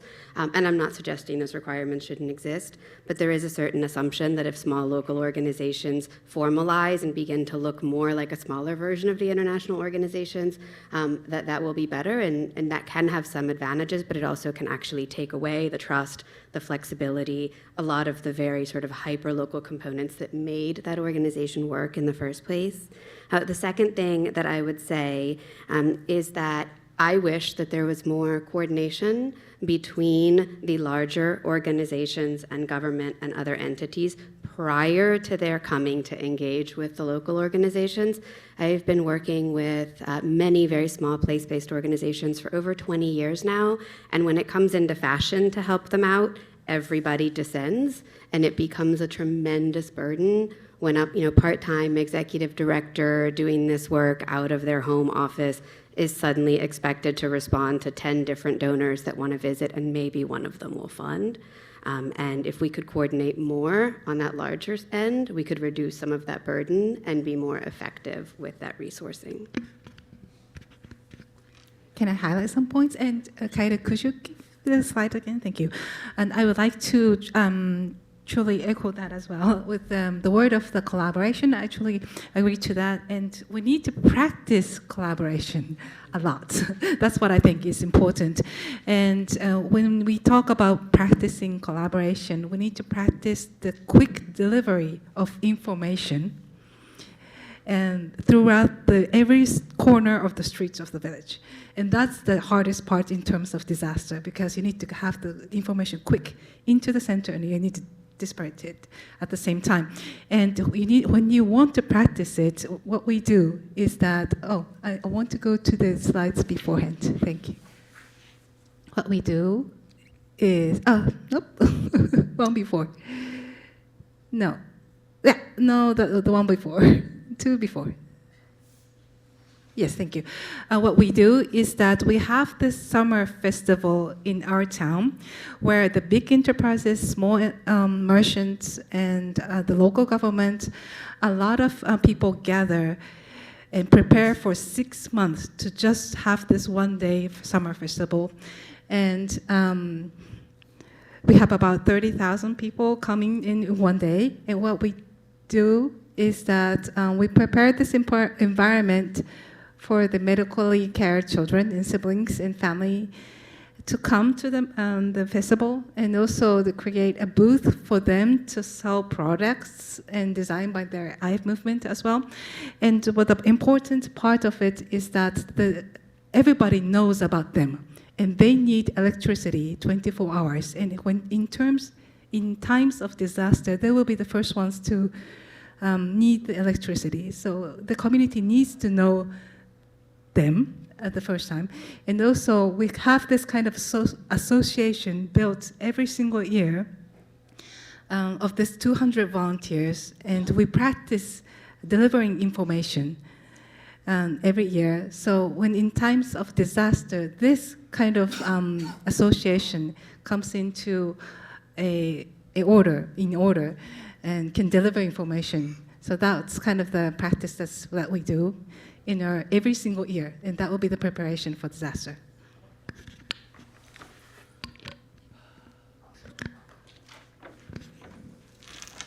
Thank you so much to each of you. Again, so many follow-up questions I would love to ask. Our third question, though, I think touches on where you just kind of concluded there, Miko, and would ask you to think through this from a lens of when we think about access to information and that it's truly fundamental to equitable resilience prior to and especially recovering from a disaster.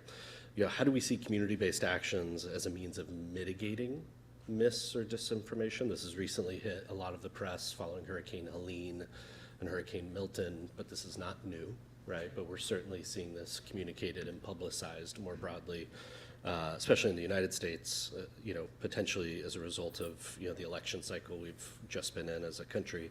But I'm curious, that exercise that you've referenced, how much of that is technology-based exercise? How much of that is traditional analog communication styles? Because what you're referencing harkens back to examples that I grew up with as I was professionally growing up in this community of practice. And so I'd love your thoughts on how does this approach equitable resilience from a mis or disinformation perspective, and any touch you'd like to give from an analog to digital tool and practice approach.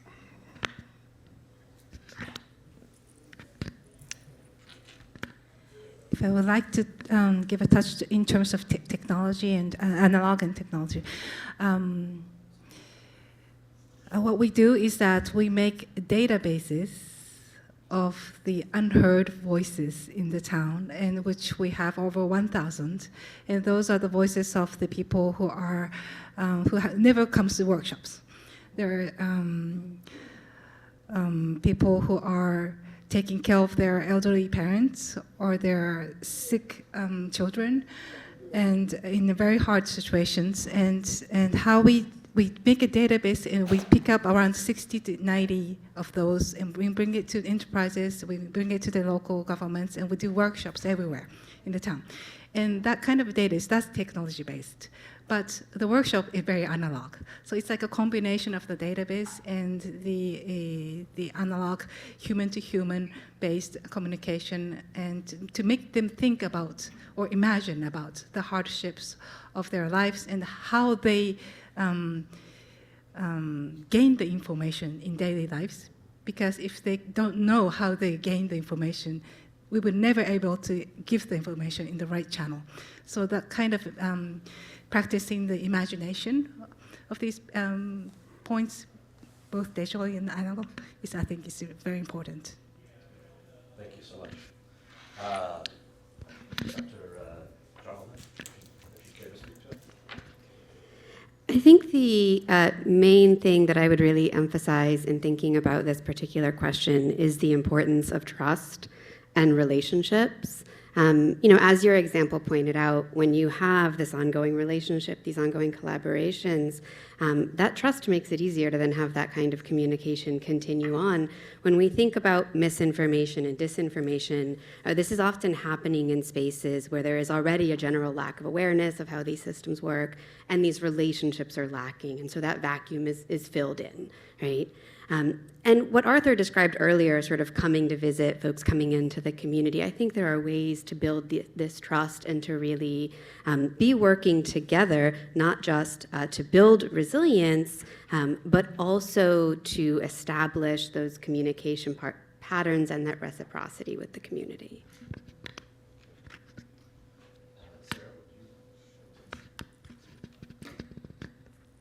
I'll agree with that. And just, I believe that those that are on the ground in the communities every day, like all of us, have built that trust already. So it really is collaborating with these national organizations. There is so much misinformation that goes around, and one of the benefits of working with the unhoused is most of them don't have as much access to social media and all of these kinds of things that we do.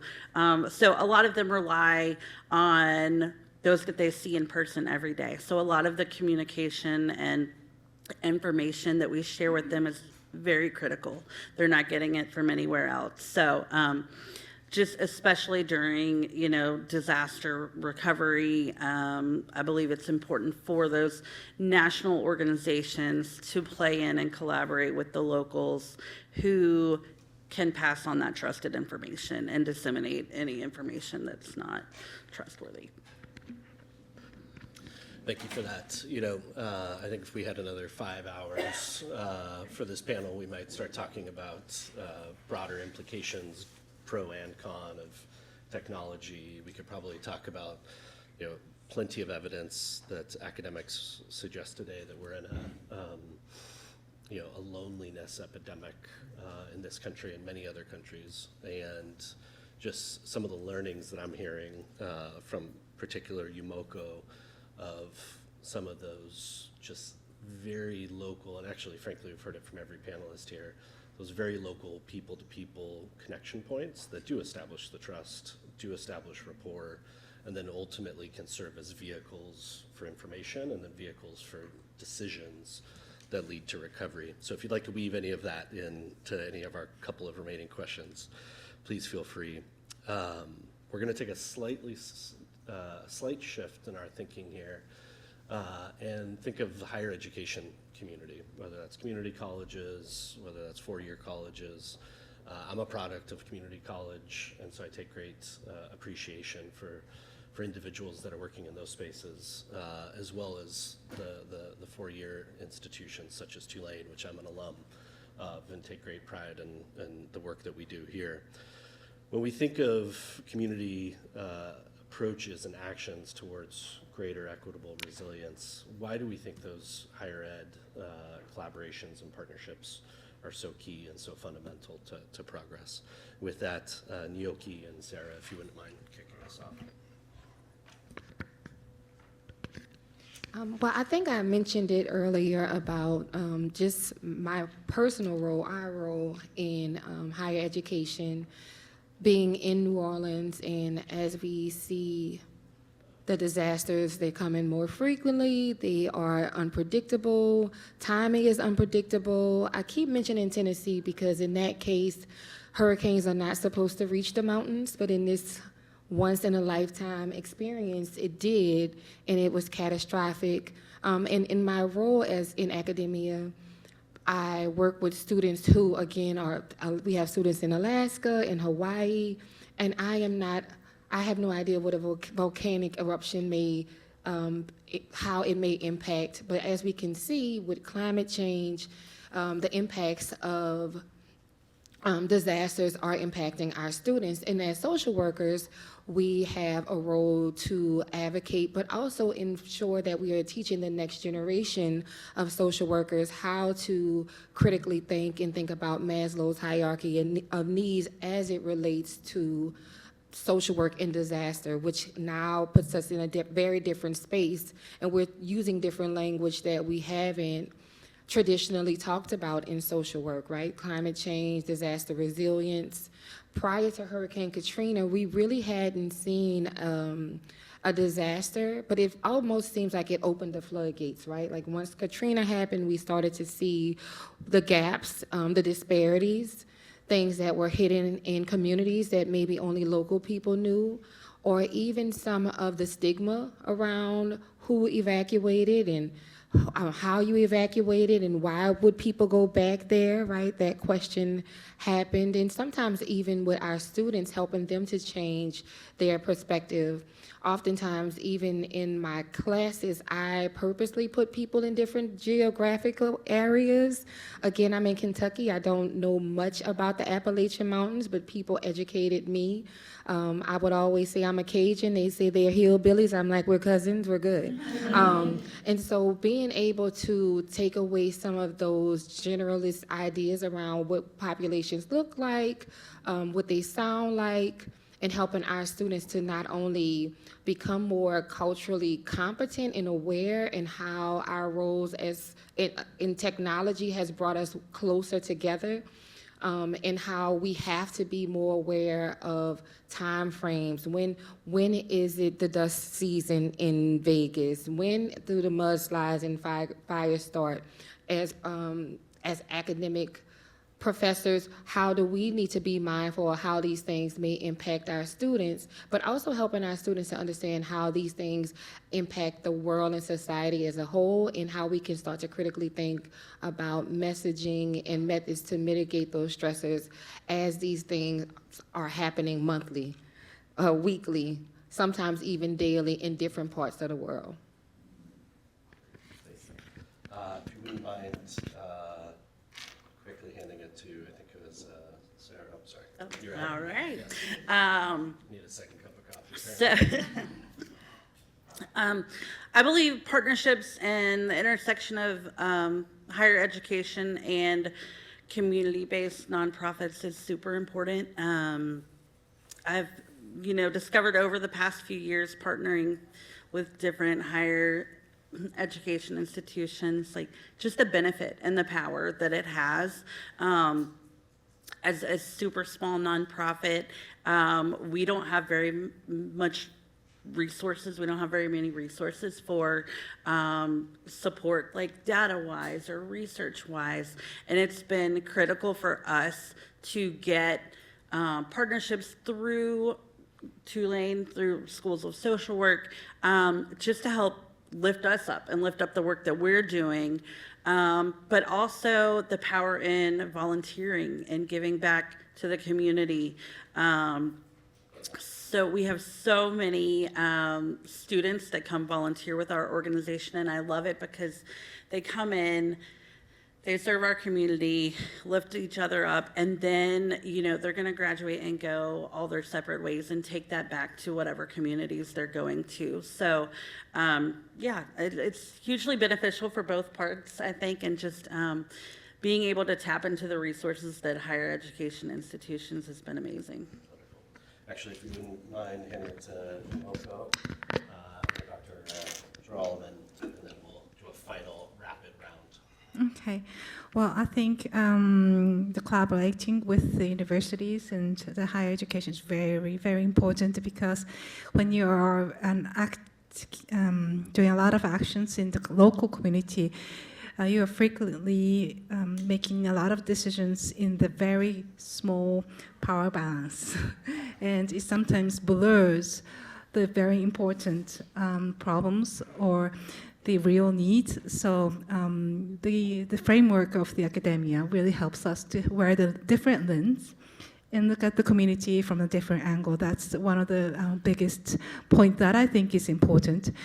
And another point that I think is important is that the power of academia is that we do a lot of local practices, but we never organize it in the academia framework.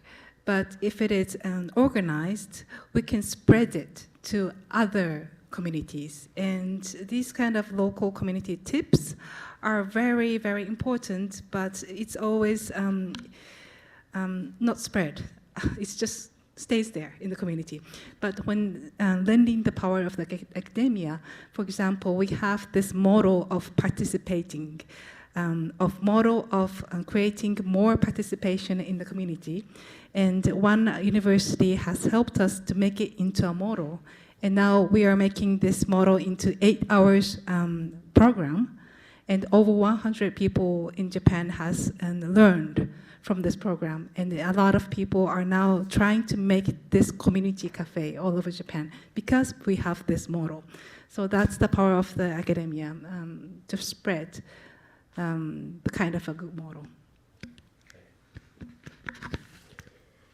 I would add that university partnerships can be very important, can be very beneficial, but not always. And there is a risk of extraction, and I do think that in academia there is a responsibility to really think about power sharing, and often even folks within institutions who are seeking to work with community in ways that are more collaborative aren't really the ones that decide what goes into agreements, for example. That's a different part of the administration, and so really being very conscious of those different components, how resources are shared, how budgets are shared, how power is shared, is tremendously important. That said, I think university partnerships can really be a huge asset. They can bring in access to resources, access to spaces. And earlier we learned how spaces can mean so many things, but thinking literally and figuratively.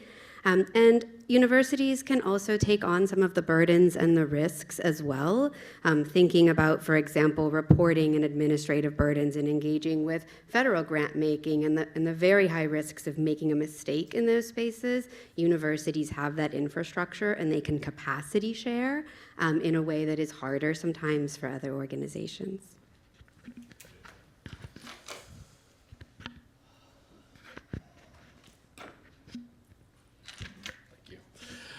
Well, this has been an incredible 45 minutes that's gone by quite fast, at least for me. We are at time, but I think what we would do is a rapid round on our last question, if that's all right. So maybe 45 seconds each, if we possibly could. And as a wrap-up, when we think about social vulnerability in the context of pre-disaster planning, right, pre-disaster preparation as well as recovery, how would you recommend to anyone listening today? And it's interesting, I am a terrible multitasker, self-admitted.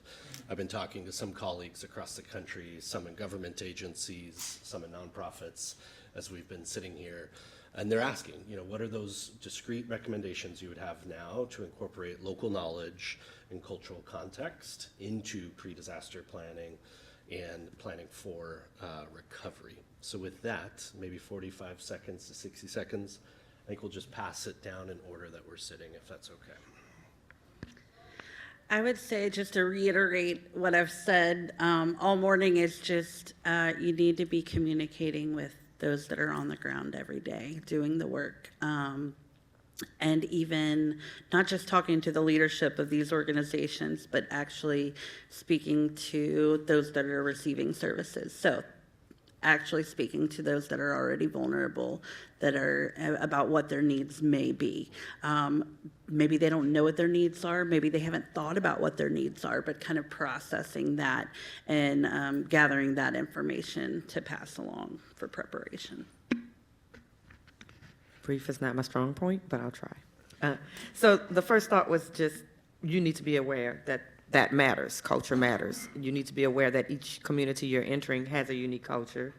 You need to ask those questions to prepare, and not just the preparation, but also the recovery needs to reflect the culture. If I have time, just a quick example was just New Orleans, and one of the cultural values of New Orleans is family.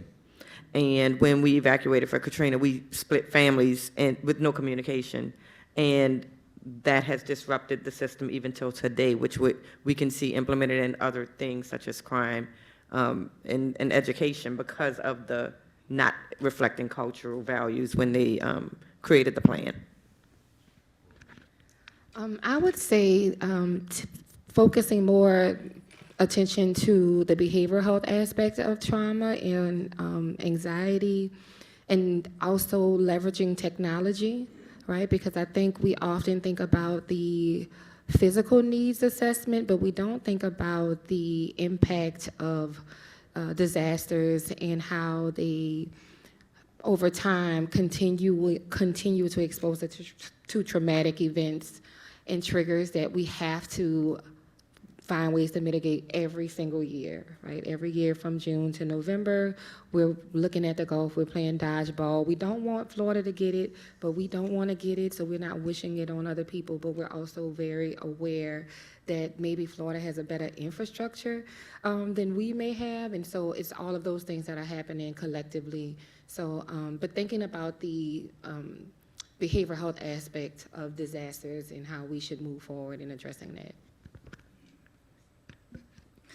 In 45 seconds, right? That's a quite difficult one. One is that to wear the inclusive lens when you design communication, and you try to listen to her voice. That's the one point. And the second point will be, what was it? The practice in the decision making. Without judgment. Yeah. I would say that first and foremost, really utilizing an assets-based model, really looking at what the community values, what is working in the community.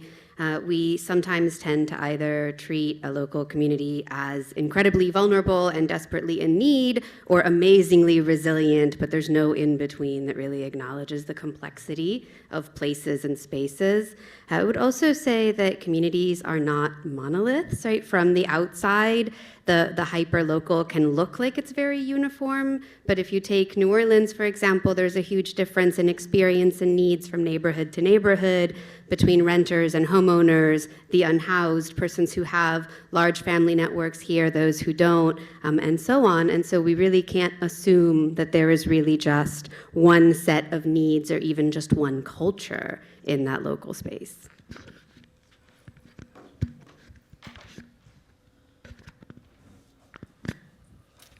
Well, with that, this has been an incredible few moments that we've had with some very esteemed panelists. If we could have a round of applause for these panelists. Thank you all very much.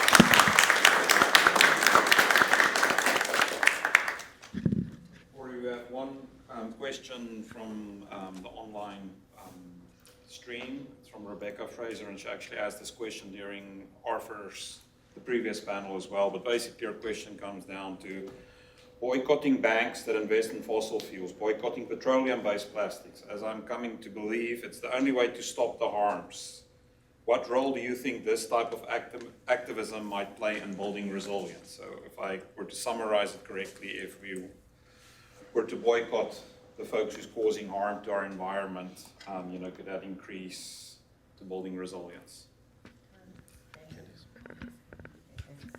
The reason I wanted to answer that is because I'm in the river parishes and we are harmed because of all of the chemicals, but at the same time, we are helped because of all the chemicals.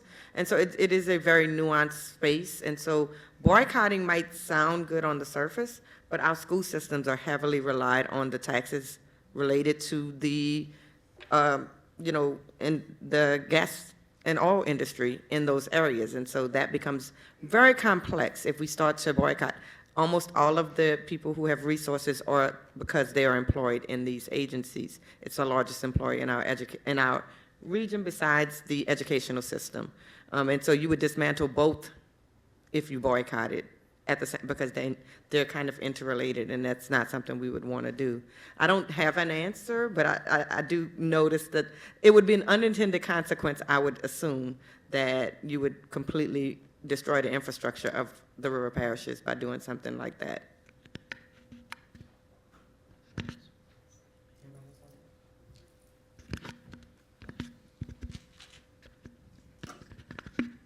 Yeah, I think one thing that I would like to say in response to that is to echo the complexity. We don't often ask who pays the burden for climate adaptation, who pays the burden for these kinds of actions, and I think that's something that needs to really be considered, which is what makes it such a difficult space to be in, right? If we think about what a just transition might look like, for example, it has to involve supports and alternatives for communities that have been rendered dependent, right? And this is not a choice. This is an imposition. And so to now ask the same communities to bear the privilege, the burden of the privileged, right, who can then say, I can step away from this, is something that we need to think about very clearly, and not just in the United States, but internationally as well. And our global systems are definitely placing disproportionate burden in many places.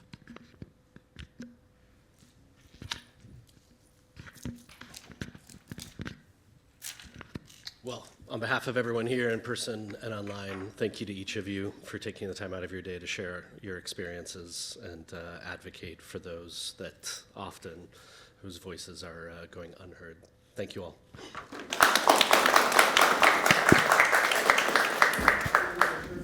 Efficiency is about making the best use of resources, while equity is about the fairness in the distribution of those resources. And our first two panels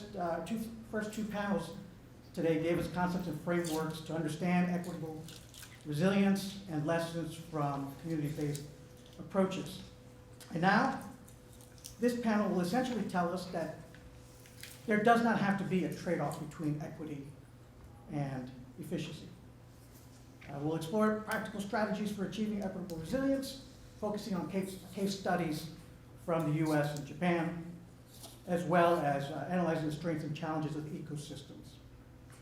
Our panelists today include Mr. James Gannon, CEO of Peace Winds America, Alyssa Corante and Isabel Barrios from the Greater New Orleans Foundation, and then Corey Ide from Tulane University, as well as the consulting group BDO, the NGO out of Los Angeles. With that, I would like to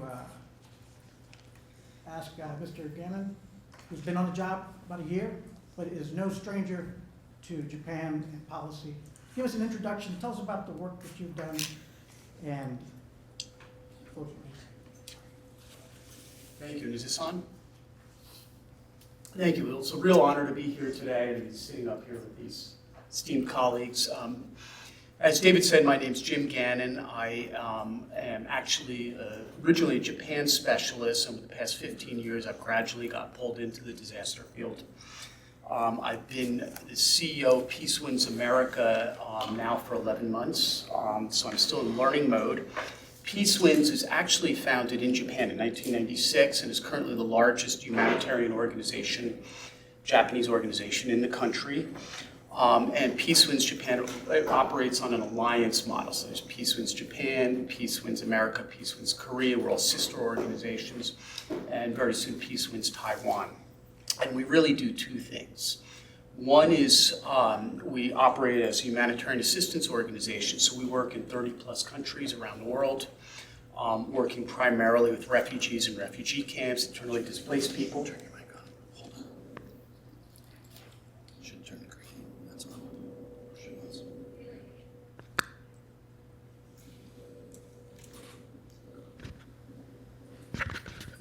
We're on there. I'm sorry. Did everybody miss all of that?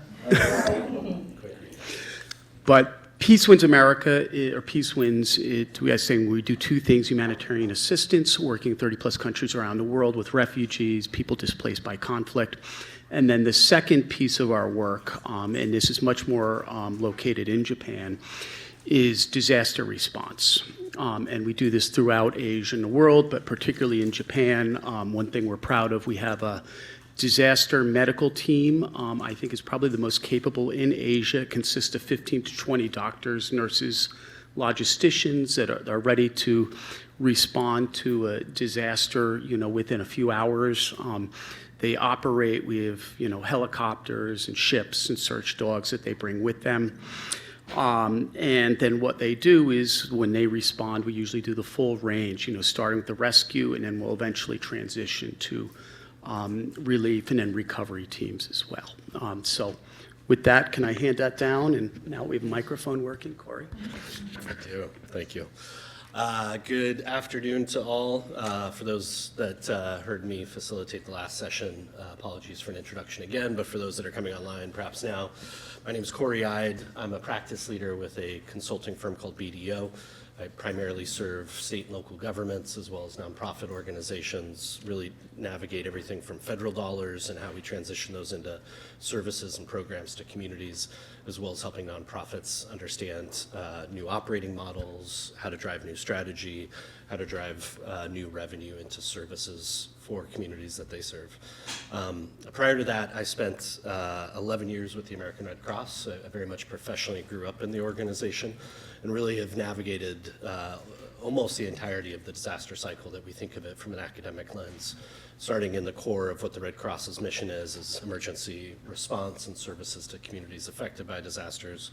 Several years in a preparedness capacity, helping prepare for a catastrophic earthquake, which we spent many years looking at models and evidence that Japan had incorporated into their planning and best practices at that time, as well as spending about 4 years overseeing the American Red Cross's disaster recovery portfolio of services. So think financial assistance, case management, community grants to organizations. And then about 4 years with, at that time, a small startup nonprofit called Team Rubicon, where I led program design, international and domestic services. And so I've just had an incredible experience supporting communities around the world and locally in our backyards here today, and very much looking forward to the conversation. Good afternoon, or morning, depending where you are, I guess. My journey into working in the disaster space is a little unorthodox. I actually started as a public high school teacher for about a decade, most of which was in New Orleans public schools. And in that time, became really interested in the ways disasters impact communities. The first students that I taught were kids who had survived Katrina. Later years that I was teaching were kids that were babies or weren't even born yet for Katrina. But seeing the way that this one day, this one disaster echoed through all of their experiences and the way that they navigated the world and the way that their communities were fragmented and impacted all these years later made me really interested in shifting my professional focus into the disaster world. So got my master's degree here at Tulane in disaster resilience leadership. And after that, worked actually with Corey at Team Rubicon. And recently, just this past March, have transitioned into working locally at the Greater New Orleans Foundation here in New Orleans. I am on our environmental team, and we're really focused on strengthening the resilience and sustainability of our region in the environmental setting in which we live, looking at ways that we can build that resilience ahead of disaster and make ourselves more prepared. Hi everyone, my name is Isabel Barrios and I'm a senior program officer at the Greater New Orleans Foundation. The foundation is the community foundation for the 13 parish region of Southeast Louisiana. I was born in Guatemala City and I moved to New Orleans in 1987. I was a participant in an AmeriCorps program, and that's how I really learned about New Orleans, was working with local nonprofits in neighborhoods where we were being assigned, and just really fell in love with the city overall after having lived in Jefferson Parish, not too far away, but a more suburban community that has certainly shifted over the years.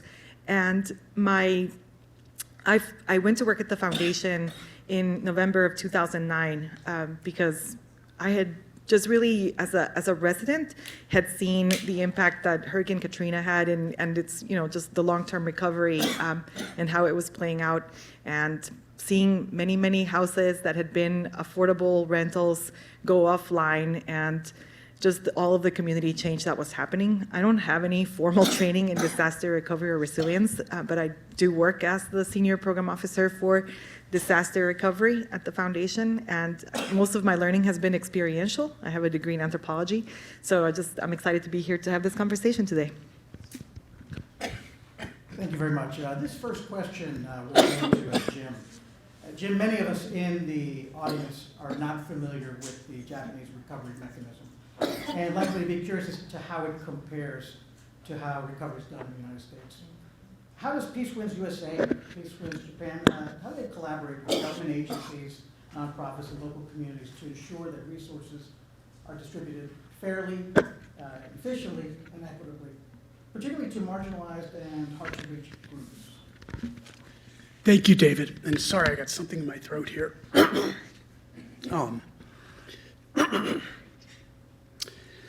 But I want to speak from the perspective of somebody who, excuse me a minute.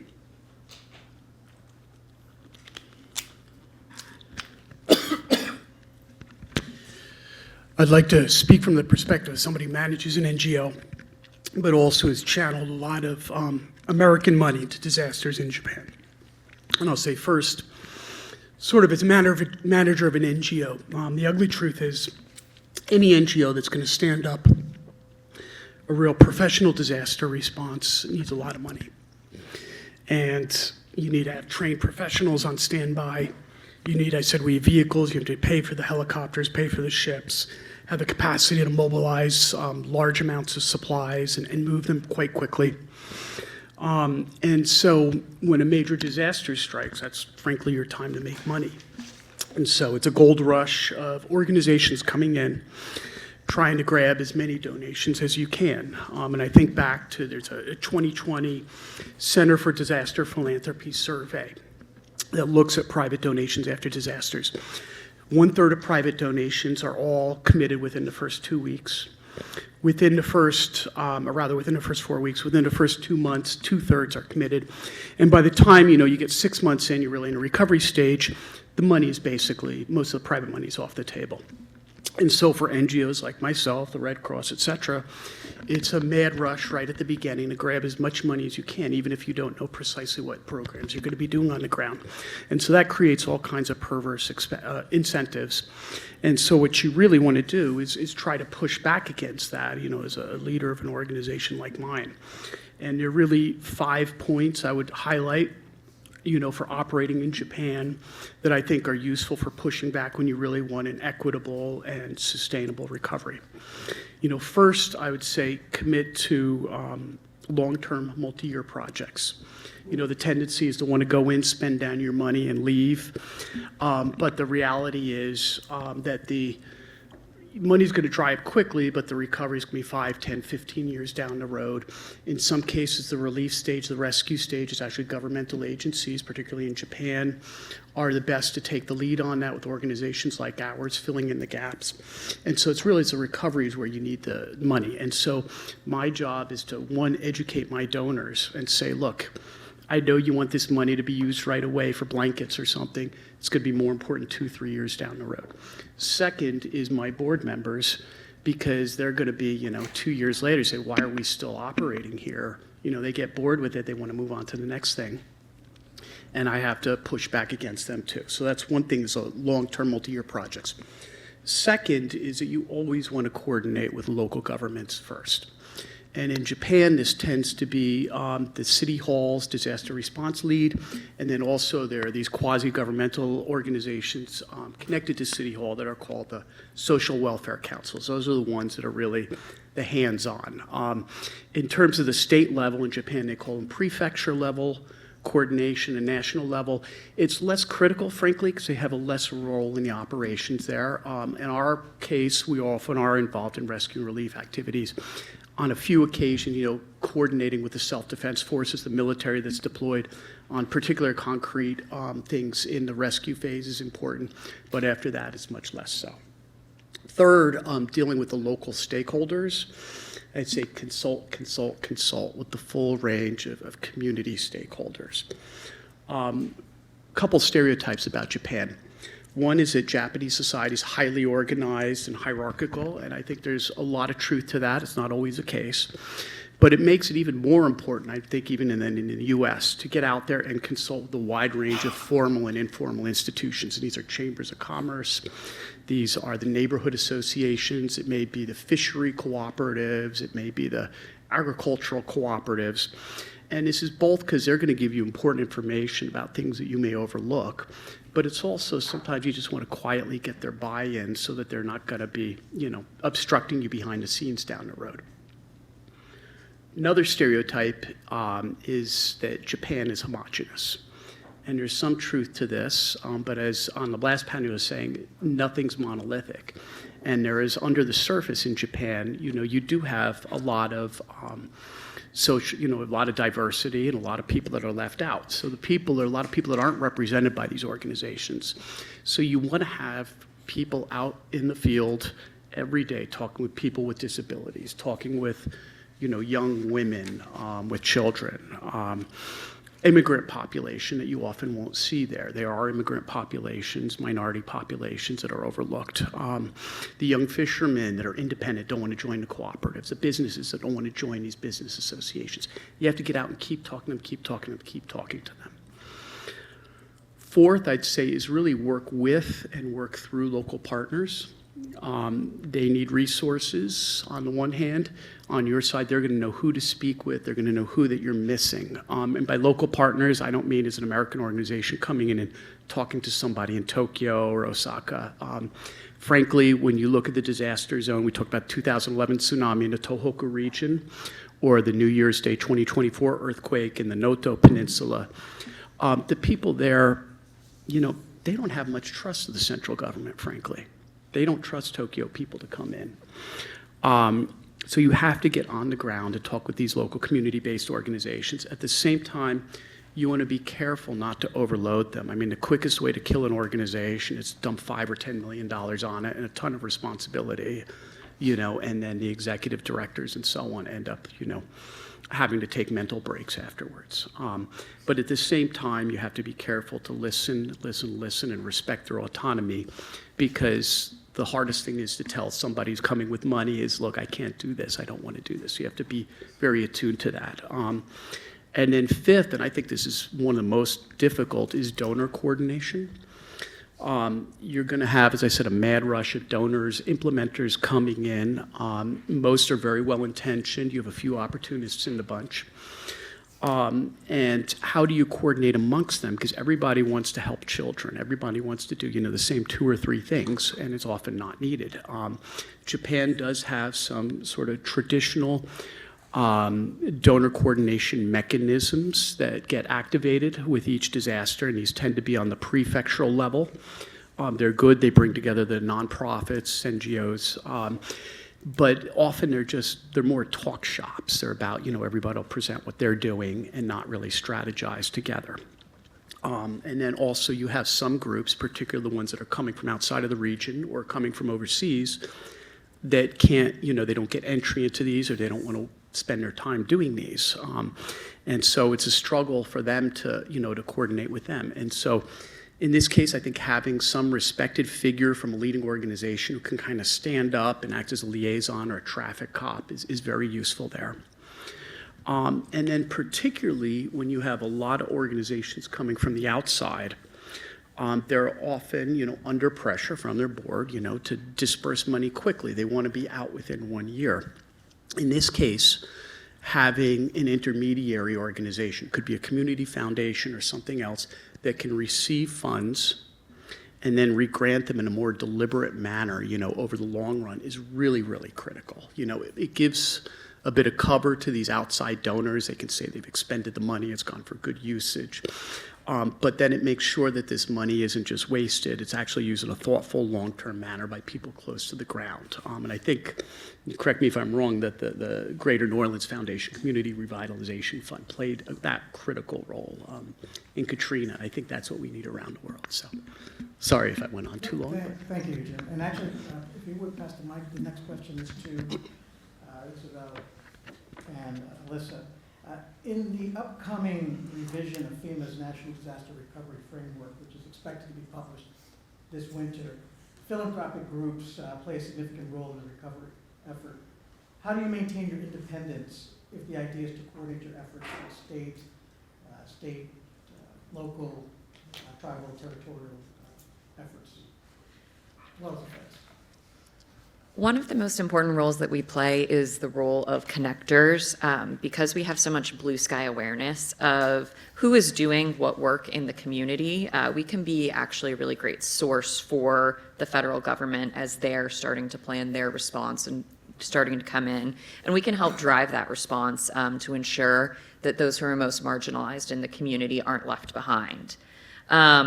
We also know that response starts locally, right? So we can provide funding leading up to and immediately after the disaster, before the federal declaration has occurred, before outside organizations and outside government entities can get into the space. We can really be that like on the ground resource for those who are most locally doing the work and the fastest response.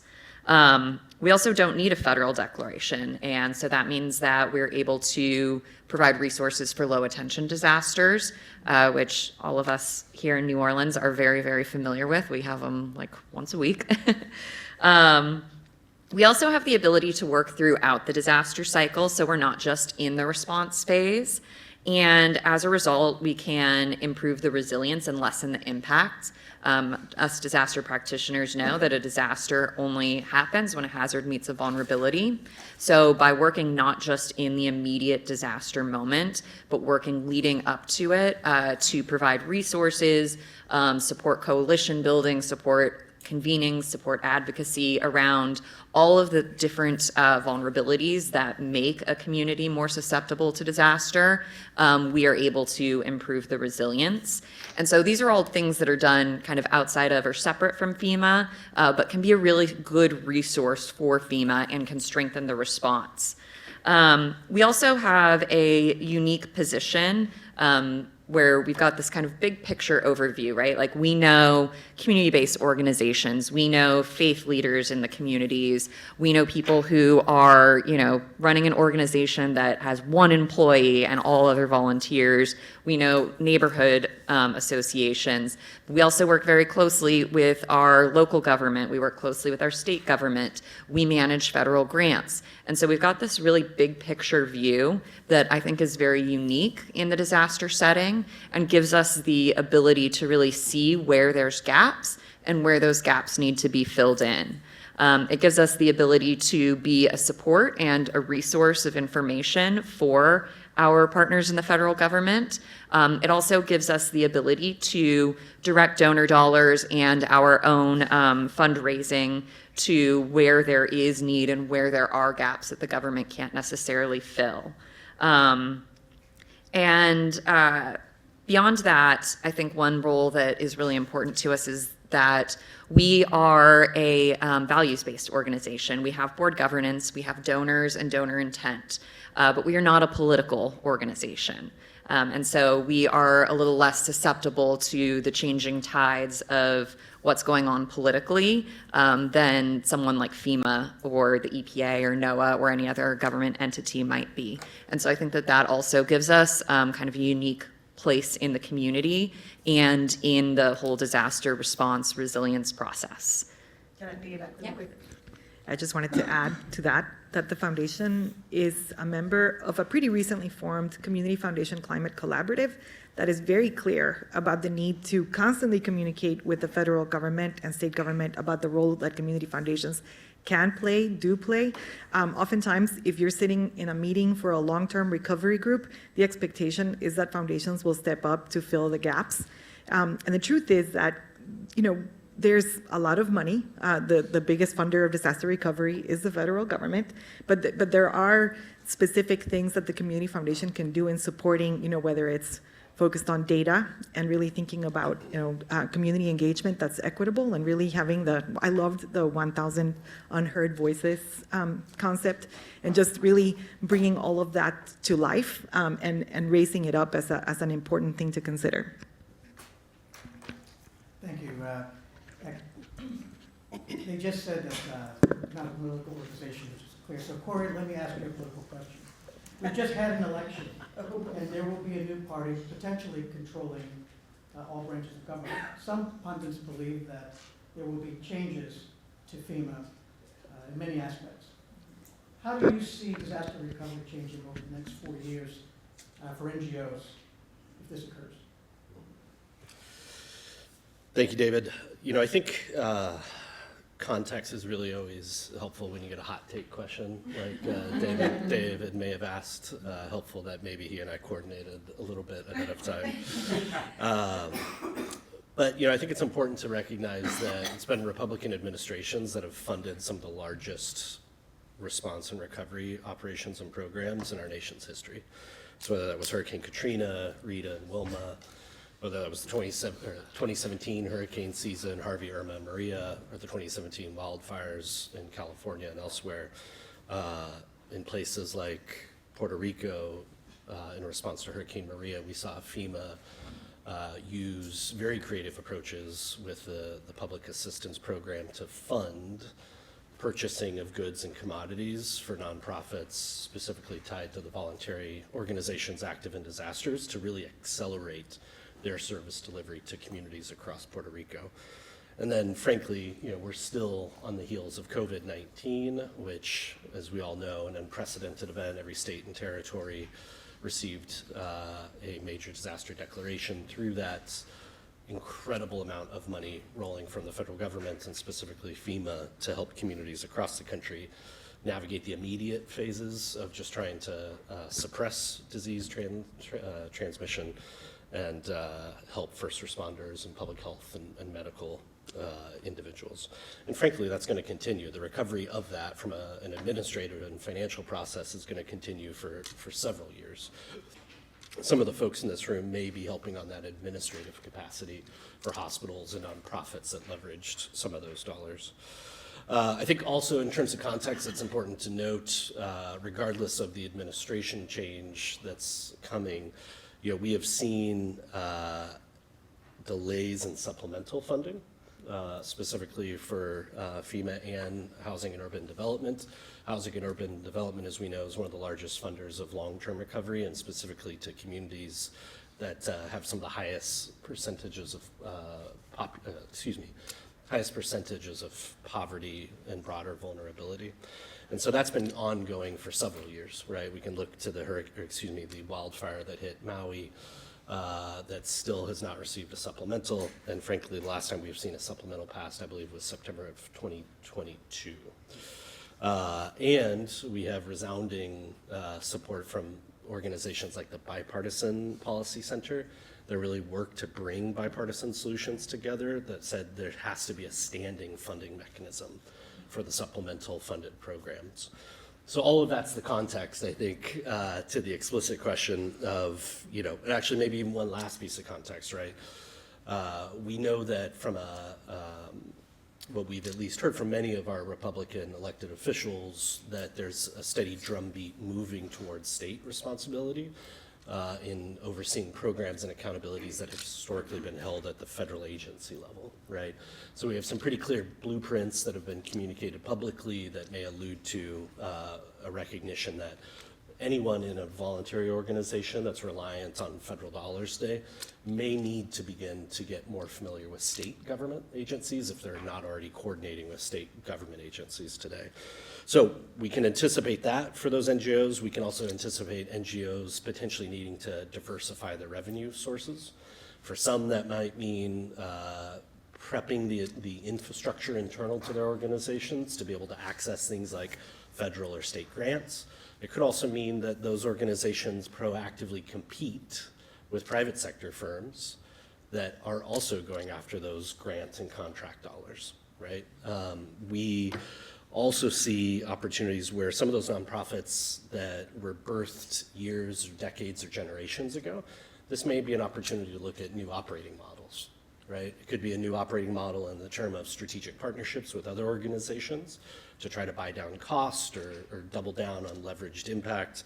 It could also look like mergers, right? We haven't seen this as much in the United States. We've seen this in other countries where we see organizations that are birthed to address a particular mission, and they look to say, hey, how can we have the largest impact moving forward? And we actually start to see consolidation. We very much anticipate this in the international space with many of our international NGOs that are funded by organizations like USAID, and wouldn't be surprised if we see that in the coming years domestically as well. And then the last would be, NGOs, if they haven't started thinking about it, they definitely should be thinking about revenue generating entities within their overall nonprofit 501c3 structure, right? That for-profit revenue that's created by a standalone entity that's a child entity under the parent nonprofit can repurpose those revenue dollars into further programs and services to drive that mission impact. Thank you, Corey. I think if I sum it up, it sounds like it's going to be okay. I hope so. Jim, the United States is aging and it's also widely dispersed. Right now, 17% of the United States population, 17% is 65 years or older. But according to the U.S. Census Bureau, about 76% of the approximately 19,500 incorporated places had fewer than 5,000 people. Of those, almost 42% had fewer than 500 people. What are the unique characteristics of the communities in Japan that Peace Winds tends to respond to disasters? David, I'm glad we coordinated on this because this is one place where there's a real lesson, I think, from Japan's disaster response for the U.S. And Japan is the fastest aging country in the world. Nearly 30% of its population is over the age of 65. It's the real front runner, and the U.S. and other developed countries are going to be getting there sometime soon. In Japan, this is also exacerbated by the tendency for younger people to leave the countryside and move into the major cities, Tokyo, Osaka, Fukuoka. And so the countrysides, it's emptying out. And this tends to be where the disasters strike. So, for example, I think that maybe this was mentioned earlier, the Noto Peninsula, the New Year's Day earthquake. On the Noto Peninsula, when that struck, over 50%, or practically 50% of the population were senior citizens. I think it was over 30% were over the age of 75. And so this creates all kinds of problems, and it means that you have to adjust your response. In the sort of the rescue stage, obviously you're dealing with medical issues that are unique to elderly or much more vulnerable. In a relief stage, you also need much more of a focus on the medical needs of elderly. You need to be going in, and Peace Winds does, with special supplies, and these are adult diapers, it's soft food that people with bad teeth can eat, and so on. Major issue is toilets. You need some sort of accessible toilets, and not the typical ones that, in a disaster that you'll use. Also, another big issue is getting pharmacists in, because you want to have emergency prescriptions, because you think of, our parents or grandparents, and, they have a whole big box of pills that they have to take, and everything is lost. And so how do you get them these prescriptions right away to deal with hypertension and diabetes, et cetera? Another piece of the puzzle is dementia, frankly. Dementia tends to be accelerated by shocks to the system, big shocks. People can kind of go off a cliff.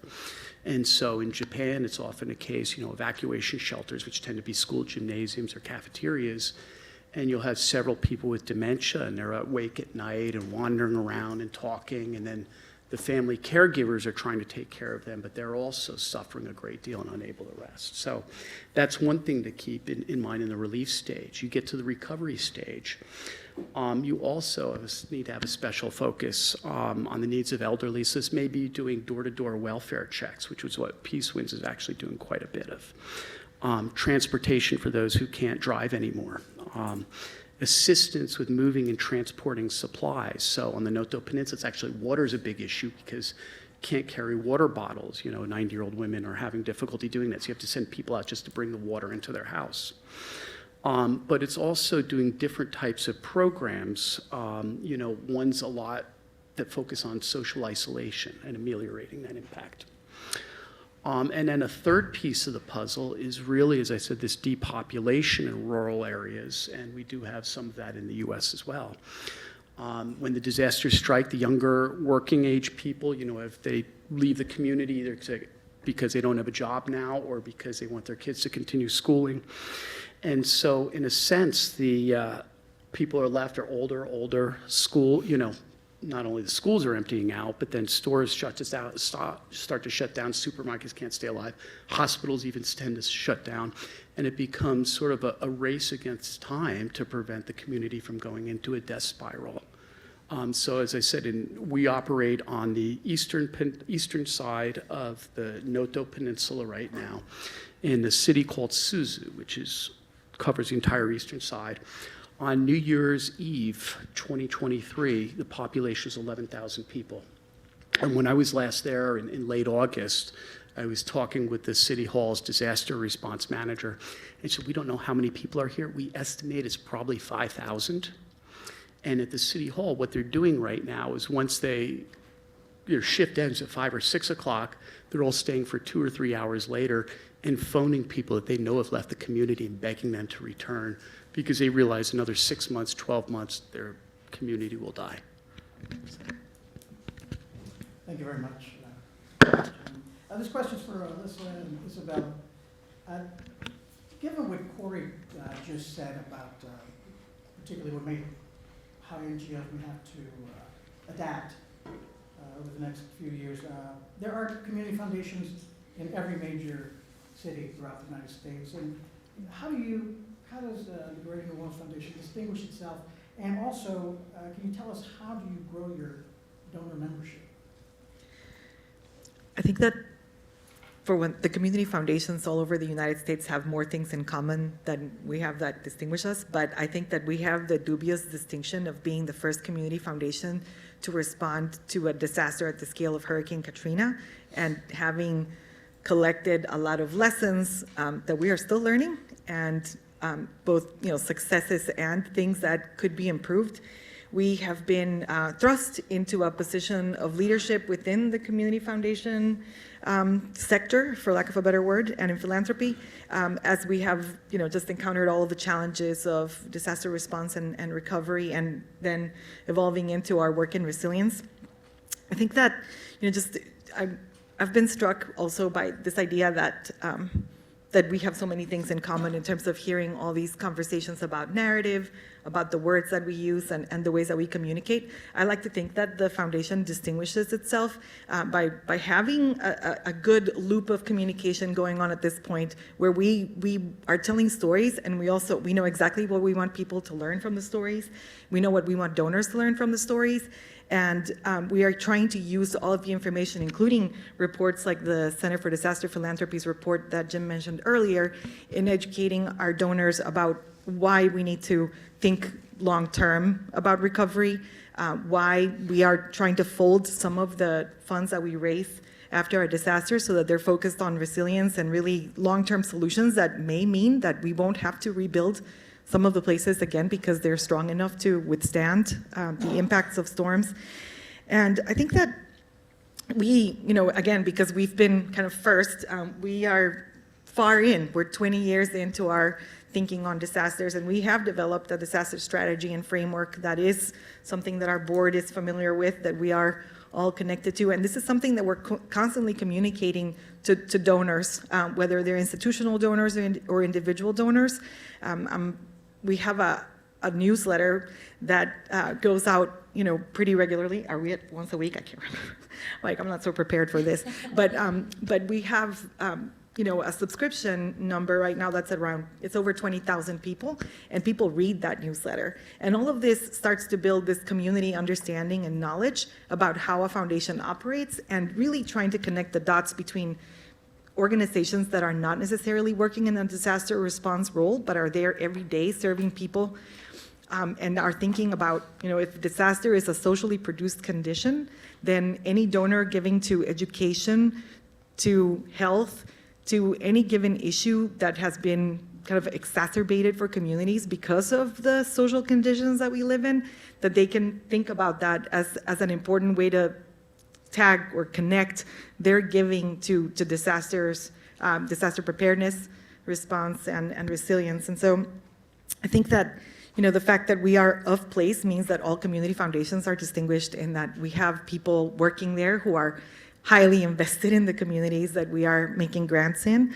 But I do think that there's also this kind of chemistry of the people who work there, and we happen to have an incredible team of people led by a CEO who really truly is visionary and who has a very deep understanding of how government operates, and in particular, just all of the the really sort of somewhat boring bureaucratic details of disaster recovery, and that's made us also, that's distinguished us. I mean, he has been a part of this Community Foundation Climate Collaborative effort, and going to Washington, D.C. and talking with elected officials and federal government folks about what is happening in our communities and how we need to have more investment in resilience.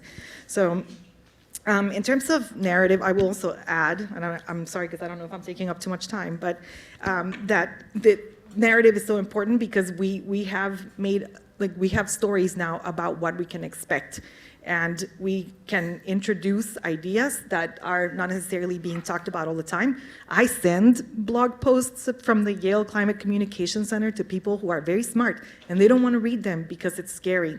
So what is the role of the foundation in demystifying and reassuring people that there are things that we can do? What are the actions that we can take, including giving money and becoming a donor to these efforts, but really just understanding just like how to navigate these uncertain times with climate change. And one example I wanted to bring up is that we recently had a continuity of operations training for our nonprofits, and we tacked on a special training on heat because after Hurricane Ida, I think many of you know, we had a number of people die not because they were in floodwaters, they died because it was very, very hot and they didn't have access to a way to cool themselves down, which actually led to a historic investment for us. We invested in a community lighthouse strategy that has resulted in the state of Louisiana having the largest array of solar-powered community lighthouses anywhere in the country, and these are resilience hubs where people can go in the event of a disaster. And so those are stories that we tell time and again, and they do draw the attention of donors as well as of our nonprofit partners who are thinking about, if I'm an intermediary or if I'm, for example, a membership organization of federally qualified health centers, perhaps we can also become a community lighthouse and train our staff in the dangers of heat so that we have a multi-hazard approach to how we do our work. And to add on to what Isabel has said, these aren't necessarily things that differentiate us from every community foundation, but things that I think that we in particular do very well. I think that we do a really great job of providing a platform for community voice, providing space and resources for community members and community leaders to convene, because no one knows what a community needs better than the people who are in that actual community. And so providing those resources and that space and that platform is something that we really prioritize, and I think that we do very well. And so I think that that's definitely something to add on to it. I also, again, not something that necessarily differentiates us from other philanthropic institutions, but is something that is important in the philanthropy space is I'm seeing, I think it's majority women in here right now. And you probably all know that it can be very challenging as a woman to work in the disaster space, to get a leadership role in the disaster space. To really have any role other than the public information officer or the outreach coordinator. And so working in philanthropy, it is a female-dominated industry, and it is a way that women can really have that leadership role in the disaster space. It's an opportunity that is a little more open to women than some of the other types of disaster work. So I think that's also something important to acknowledge about working for a community foundation, something that I'm personally very grateful for. Thank you, Isabel, and appreciate your humility. Corey, I'm going to toss you the next question here. Rightfully or not, perceived or actual, much criticism has been placed at the feet of FEMA for its response efforts from the hurricanes that landed in North Carolina. And much praise has been given to the nonprofit organizations that made their way there and were able to reach hard-hit areas with supplies and aid. What do NGOs do that is different from the federal government? And what do you believe is a lesson for how to be nimble and respond rapidly to save lives, reduce suffering, offer emergency supplies? Thank you, David. A couple of points. I'll just start with I think anyone working in these spaces of trying to drive resilience and invest in resilience really has a couple of kind of self-principles I think of, and one is we're just never satisfied, right? And if you can start with that framing of saying we're going to strive for progress, we're going to strive for improvement, we're going to strive for perfection or as close as possible, that's excellent. But we always know there has to be something better, right? And that means that's a lens of continuous improvement, that's a lens of iterative progress, and that's ensuring that individuals in our communities are really centered in all of that decision-making process. We heard excellent examples of that from panels previously today. That said, I do think scale is something that is really important that sometimes is missed in some conversations. Especially in news sound bites or headlines, right? There's very few nonprofits in this country, if any, that could address the scale that something like the federal agency of FEMA has touched and assisted communities across North Carolina, or Tennessee, or Georgia, or Florida today. And I would encourage anyone, if they've not spent a moment to do this, just Google search FEMA Daily Operations Brief. And there's a beautiful map of showing every community in the country that FEMA has resources that are currently allocated. And I share that not as a stump speech for FEMA, but many of us have colleagues and friends working there and are motivated by many of the same values and drivers that those of us in this room are for. That said, specific to the question at the end around nonprofits and what are they doing today different than federal government, and where we may have some opportunity to think about this from a contrast or complement to our colleagues from Japan, NGOs in the United States have a wide breadth of services they support, especially those that would align to voluntary organizations active in disasters. That runs the gamut from sheltering or feeding or distribution of relief supplies or cleaning products, right? That includes things like damage assessments or helping individuals clear debris from their homes or tear down waterlogged drywall to try to cease the progress of mold rapidly intensifying in a house. This can also include things like spiritual care or religious services for individuals, as well as case management. It can include things like rebuilding of homes or providing temporary housing. It also can include things like advocacy, right? Advocating to philanthropy or advocating to federal government or state governments. One of the organizations local to New Orleans, SBP, Reese May, is advocating for incredible efforts to really try to bridge the financial gap in timeline from response to early recovery right now, and so much more. Two notes I think are important to note about these services are some of these services are provided by federal agencies when authorized, right? When a major disaster is declared, and when some of those programs are turned on for that response and recovery. And some of these are regularly being contracted to private sector companies or nonprofits more and more. Whereas we saw these historically provided by charitable funding as the fund behind these services. We're seeing some of these now really get accelerated. Case in point, sheltering in many communities across the country. Case in point, case management for many disasters across the country.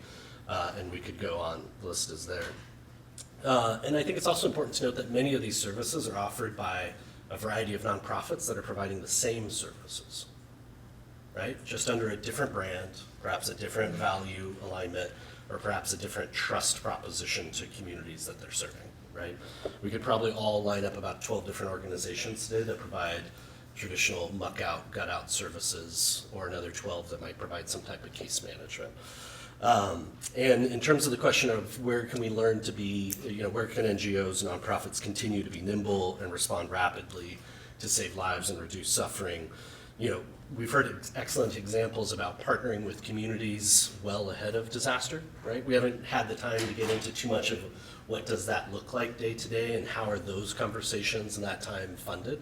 So I think that's an excellent follow-up to our next session that we may have in the coming months or years, or we'll take it into our classrooms or our office spaces with our partners and clients today. We certainly need to advocate for listening to community voices, right, when those decisions are being made. We have to ensure that we're educating our donors, which we've heard there today. I heard examples from last night, personal examples about sometimes you have to slow down the donor. And you have to educate and ask for those dollars to be used in different ways that may be more aligned to what the needs are at hand. We also need to think about the standard operating procedures and the governance models in our organizations that allow for very quick decision making. You know, there's an international NGO that I won't disclose the name, but is infamous for having a 30-minute decision-making model organizationally for moving resources around the world within 30 minutes. That takes an incredible amount of education, that takes an incredible amount of governance to put in place, incredible amount of accountability and controls budgetarily, both with executives and with the governance body of the board, right? There are opportunities for us to think about that more domestically, at the same time recognizing that funding sometimes is on a knife's edge, and that recognition that we have to make sure our decisions are informed with community partners. And then the last thing I would just say, and this is having spent, you know, the vast majority of my career being employed by nonprofits, I'm in a very different role now where I'm serving nonprofits, but the work is very similar, to be very honest. Now I have the opportunity to bring subject matter experts across a variety of disciplines to those nonprofits. But last night I just happened to turn on the TV right as I was falling asleep, and the movie Moneyball came on. If anyone has seen Moneyball in the past, it's this infamous story now of the Oakland A's that were not doing too well back in the day. Hired a coach that was not well appreciated or received, but saw talent in someone that was looking at baseball very differently than everyone else. And that individual was an economist, was a trained economist, right? And he realized that the future of baseball was very different than the way baseball had been played before. And the adage that came from that is adapt or die. And that sounds somewhat nihilistic at times, I think, but the opportunity is our nonprofits that either some of us are advisory board members or donors, or some of us are employees or volunteers for. Many of these organizations are established because of some type of imperative moment. And the opportunity for us to think about as funding gets perhaps more challenged, community expectations might get more increased, politics might get more politicized, I think it's an opportunity for our nonprofits to really adopt that model of adapt or die, not from a nihilistic view, but from an opportunity to say, we exist to serve our communities, and we exist to increase that impact day over day. And so rewatch Moneyball if you haven't done that in a moment. Well, I have 12 more questions to ask, but I have no time. I want to thank you all for joining our panel discussion today, Connecting with Practice Strategies for Equitable Resilience. Thank you very much. So we want to be informal here because it's a fireside chat. Unfortunately, we couldn't simulate the fire here for you all, but we'll try and have a go. So just in summary, we started out the morning with a concepts and frameworks panel focused on equitable resilience and social vulnerability models, and just sort of the relationship universities can play with community partners and vice versa. That was followed up by a very informative panel on community practice with some really great and rich discussions. And then our final panel was on the ecosystem of aid and just how aid in general is provided to communities, and how we can increase resilience post-disaster. So just some of the main takeaways from this morning, probably at the top of the list, and it is actually at the top of my list, is meet the community where they're at. It's very important building that trust. Stemming from that is then collaboration and partnerships. That theme came through again on several occasions. Something that we oftentimes forget is coordination. So coordination between all different stakeholders and including the community as well in that process. Another theme was localization and the importance of localization and capturing the community's interests. That then stems to being an advocate for communities and the most vulnerable, and really integrating their needs into planning and how we can go about ensuring that we get resources to the most vulnerable of the vulnerable. And then lastly is just the importance of education, and also the role universities can do, and especially us as professors, in educating and ensuring that our students, when they do go out into the world, that they actually contribute and not cause any harm, and be culturally sensitive to communities' needs. So I'm going to hand over to Shanti. All right. Hello, everyone. Thank you. And thank you to our speakers up here once again. Corey, this is third time for you, so we appreciate you being up here so much. I agree with all these, key points that Reggie has laid out, and I think it was really interesting to hear both the Japan side and the U.S. side, and there was ways we can learn from one another and collaborate and things we can take forward. And one area, we talked a lot about, and I think, Tim, it was you that pointed it out, we've identified the challenges, and Reggie just went over those key challenges. And we've talked about some solutions, but I'd like to throw to each of you, what is, you have it. What is a low-hanging fruit or a first step that we can take? There's many areas we talked about, but so we're not theorizing just at the 3,000 foot level, but at a concrete level. What's a very low-hanging fruit of one thing a group or an organization or a university or a federal agency could take to better target what we've been talking about? I'll start over with Corey. Thank you. I think there's so many examples of topics raised today. I'll touch on something that I spend a fair amount of time talking to nonprofits on that work in these spaces, and it's really making sure that you're not leaving dollars on the table when those dollars can turn into services and ultimately impact for our communities that we have friends in, we live in, colleagues in, et cetera. So I do think in the vein of where we closed out our last panel discussion, now is the opportunity to really truly think about diversifying revenue sources and perhaps ways that haven't been considered before for your organization. If you haven't taken government dollars before, maybe this is an opportunity to take government grants or government contracts. If you instinctively say no, ask yourself what the inherent reasons are that you wouldn't take those, and ask if maybe those were right for previous moments, but maybe the decision could be different today.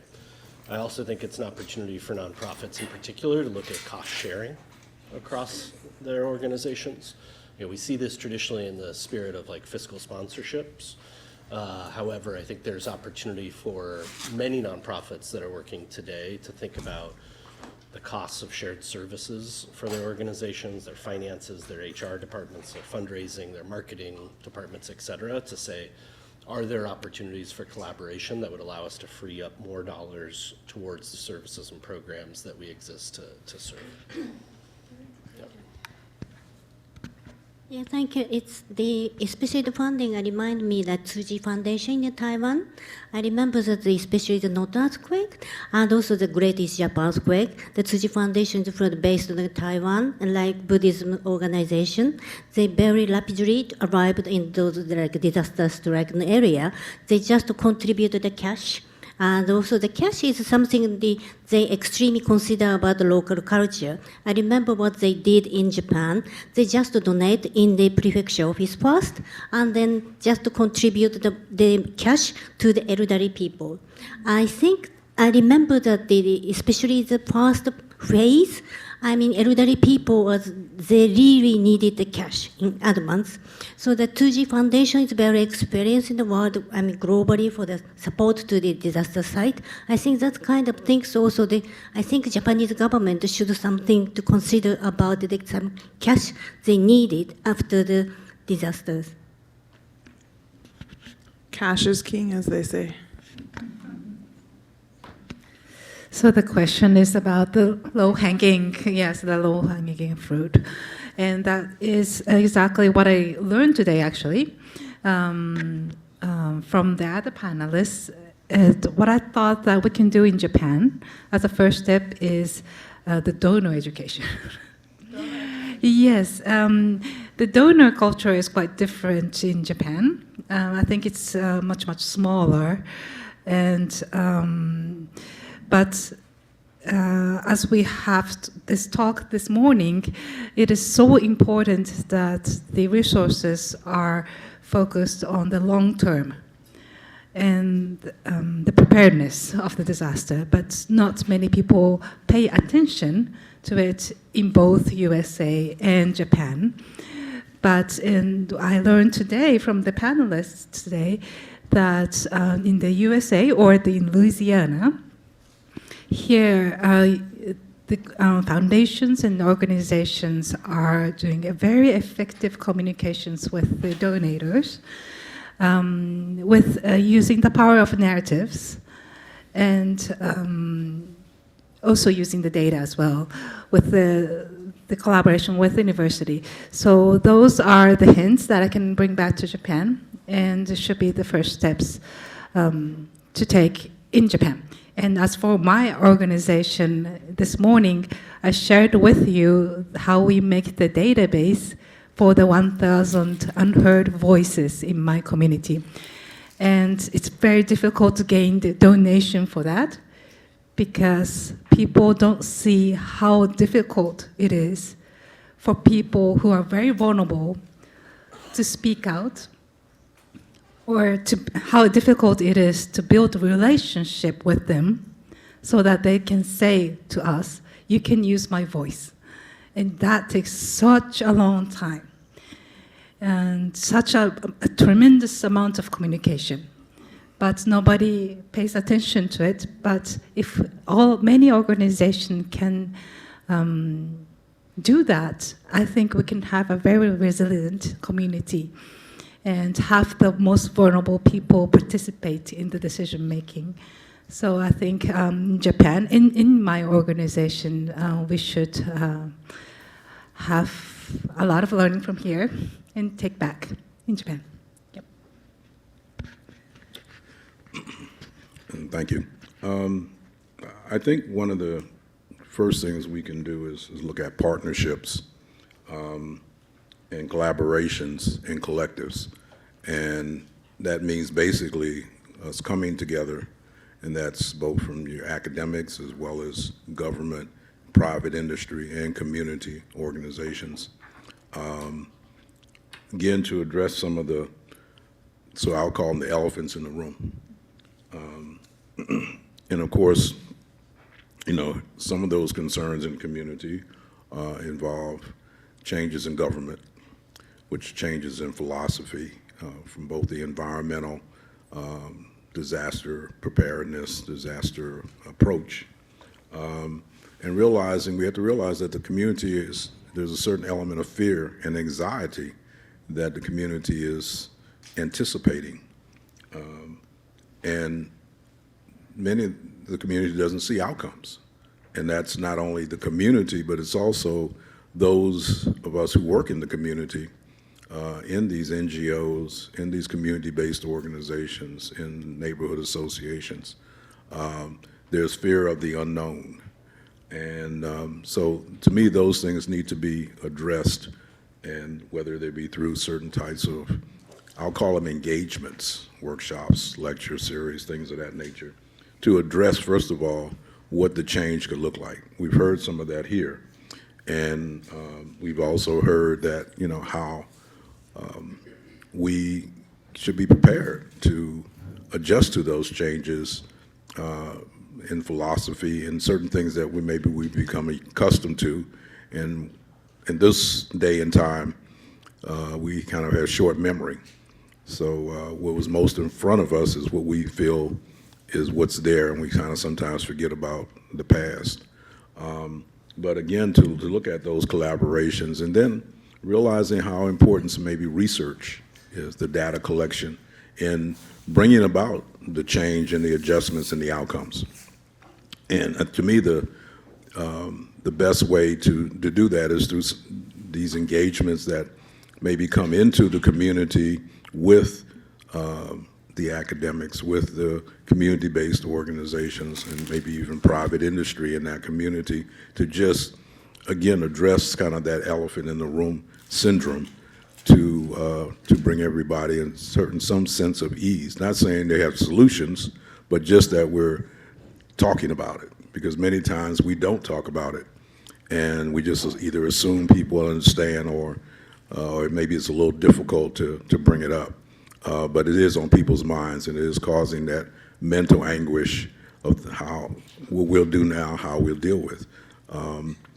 There's also, as changes are coming about, particularly possibly with federal or public dollars coming through, maybe through a different source now or a different way, you have staff on those maybe larger NGOs who are also becoming concerned, because maybe there may be reductions in staff based on dollars. And, you know, these are the people who are where the rubber meets the road, not so much the executives who don't necessarily come into the community.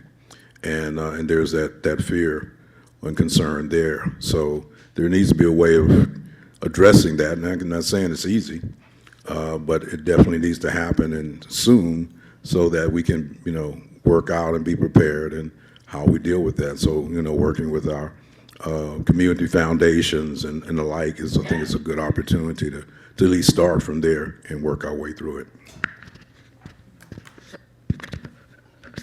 So obviously disasters are not going away, and we're seeing more disasters. And there's really a need for coordination. So this is sort of a dual-pronged question. Is first off, how can we increase coordination that we are able to get resources to the most vulnerable? So how can we increase coordination that we can get resources to the most vulnerable?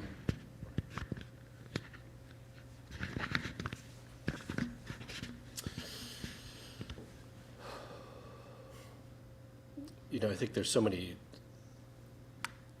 tentacles from that question. On one hand, at the most grassroots level, I think we have to double down on the networks and the systems that exist in our daily lives to increase education and connectivity.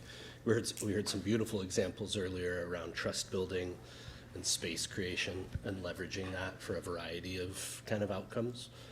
It started with addressing, I think, some physical needs and some emotional needs, but it expanded into community development, right, from some of our colleagues in Japan.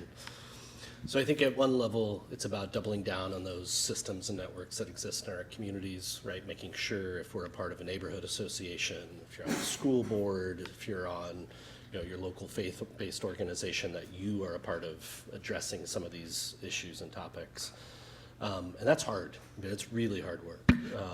I don't know if anyone else has served on school boards before. I serve on an advisory council for academics of our kids' schools. And those are spaces that are not incentivized and not uplifted in our communities, right? They're kind of almost like invisible spaces that exist.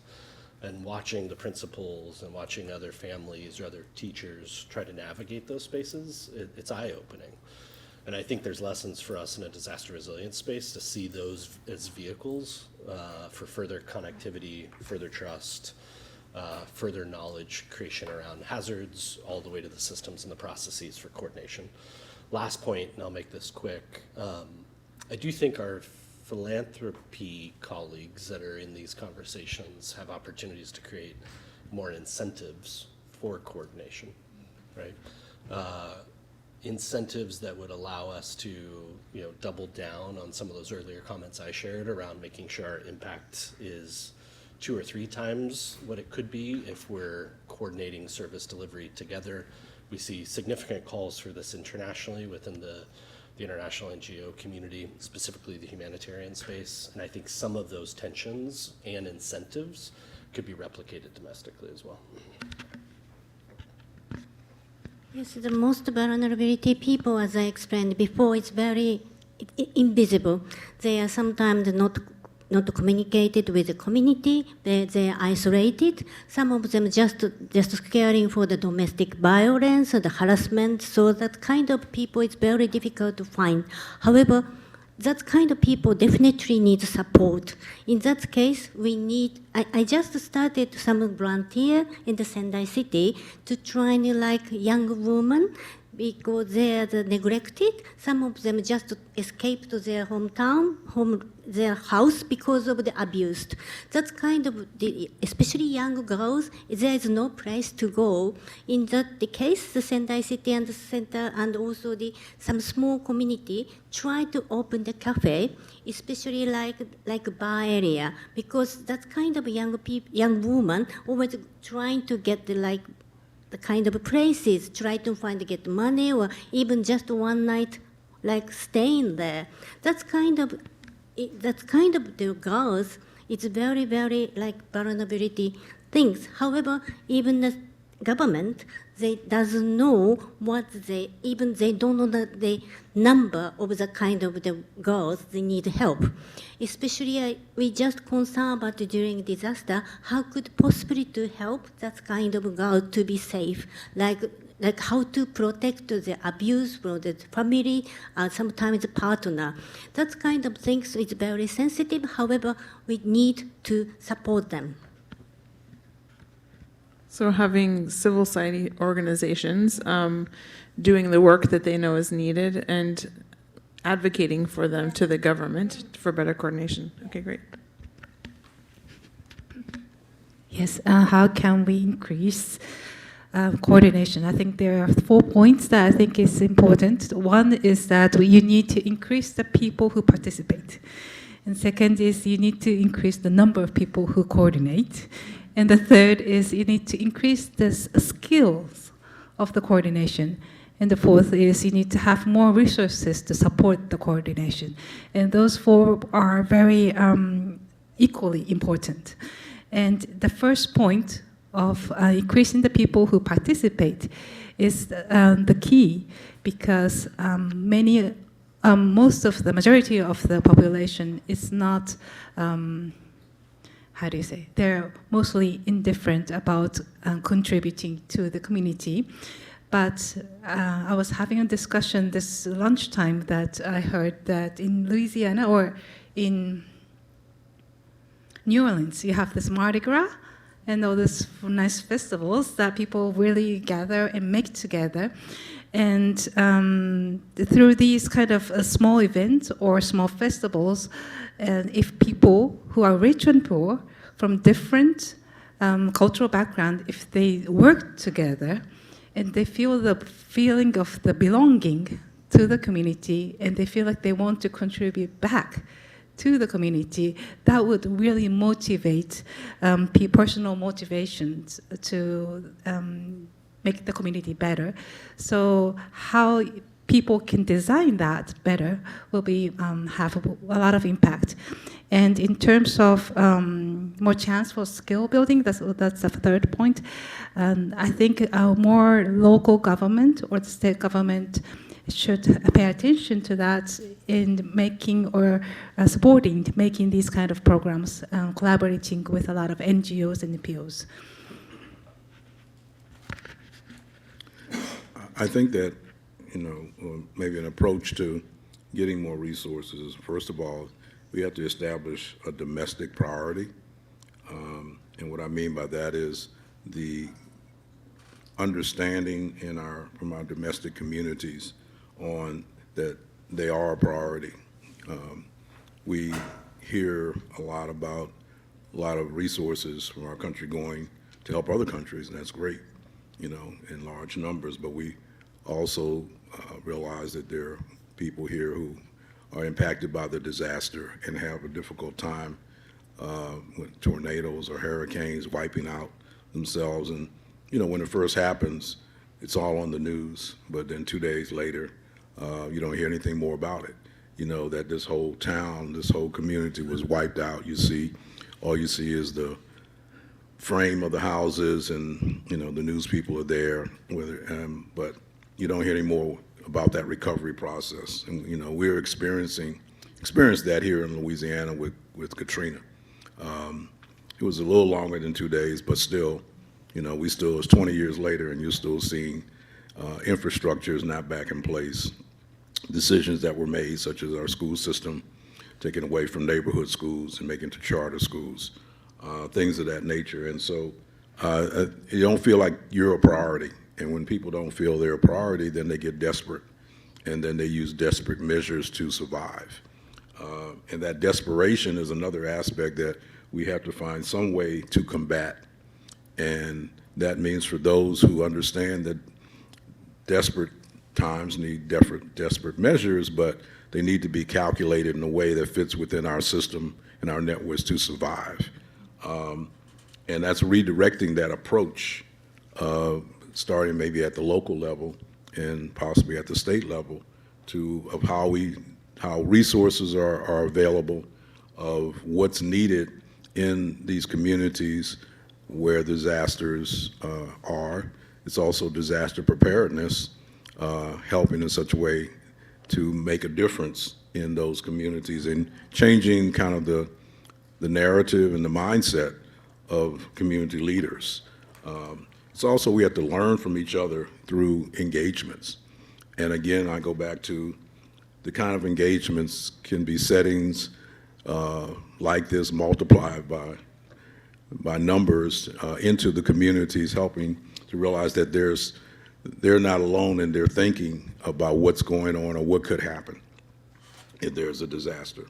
It's also helping community groups to take the lead, realizing that to move forward doesn't mean that you're going to forget about or ignore government, but it does mean that maybe community takes the lead, government catches up with it, but that you can feel that there's some continuity and sincerity coming from the community in relation of bringing about a change in approach in a way how we deal with both disasters and how we deal with recovery and how we identify with many of those terms, including resilience. And another last factor is the philanthropy approach. For our philanthropists, that's our foundations, our community foundations, those who are philanthropists, understanding how and helping them to understand where the needs are. That, sometimes it's not through that major foundation all the time, or there can be more than one way of how they can help within our communities through philanthropic efforts to do that. One example is something called flow funders. It's an approach of philanthropy where resources are disseminated through smaller nonprofits or smaller organizations like neighborhood associations and the like to efforts that are being done in our community but are not necessarily, they're not 501c3s that are doing the work. It can be neighborhood associations, it can be sometimes opportunities in our school systems that don't have truly the resources, or it takes a lot for them to get the resources, but you can do more of those in helping these smaller types of entities, which if you do enough of them, then they start to get a large impact. It's a different approach of how philanthropy happens, and it also doesn't take millions of dollars. Maybe you're talking about 5-figure gifts that are disseminated, though, but to those entities that are truly trying to make a difference in the neighborhood, where it starts to build a better understanding that you are a concern or a priority in that community. So we have time for one more question for the panel. So speaking of needing to get more people involved, and one thing that hasn't been discussed, but I bet you did, is about the pipeline. All the people in the room are interested, and those online are probably interested. But what about those that come after us to continue to ensure that not only this is sustained, but not the industry, the field can grow and equitable resilience can expand with that. So to all of you, what advice do you have for someone who wants to get involved with equitable resilience work? It's a great question. and you can start now, right? I mean, we all can start now. We can all take really small steps to be more proactive. I think that starts with, you know, personal education, right? Understanding what hazards exist in the landscapes in which we choose to live, right? Whether that's natural, whether that's man-made, whether that's kind of tech-based hazards. And then you build your knowledge base from there, right? You think about building social capital within our communities, right? It's one of the greatest indicators of ability to withstand major disasters or disruptions, and that's the connectivity we have with others, right? So literally today, introducing ourselves to the people that live next door to us, if we haven't done that before, right? Literally asking our families and friends if they have a little bit of money set aside for moments of crisis or disaster, and if they don't, you have to approach conversations like that really thoughtfully. You know, work to collaborate and support them to be able to get some monies put aside. Opportunities to advocate to our employers to also have those types of rainy day access to loans and funds. Other steps of, if we have access to things like insurance, whether renters or homeowners, to actively take steps towards that. And I think more than anything, just taking this knowledge base and wherever we volunteer or wherever we work, just be an advocate for continual progress towards everything that we've talked about today. Yes, the resilience has so many meaning, and David Alexander already said that for his journal. And also the resilience is very difficult word understanding for the older community. And also resilience in each community has very differential. So I mean, how should we continue the kind of resilience to understanding community very well? And I several times talking about creating rapport to the community people each other. So how could create the kind of trust each other? And that is, conversation is quite important for recently, because some people, even the city and even the neighbors, they don't know each other quite well. However, disaster occurs, they have to help each other. And that kind of the situation, we can't create the kind of trust immediately. So we have to think about not only the disaster, for the everyday's life, how could possible to everyone is safe, safe society, everyone for the what is happy for the everyday's life. That's kind of very, very basic, simple idea should be needed, and also for the education is fundamentally needed. You mentioned about, I totally agree with that. And the whole idea, the resilient thinking about so many meaning, we have to think about it's not only one solution. We have to think about the very widely understanding what is society, what is the society we really want to make the future. That kind of thing, very big ideas, I think then we need it.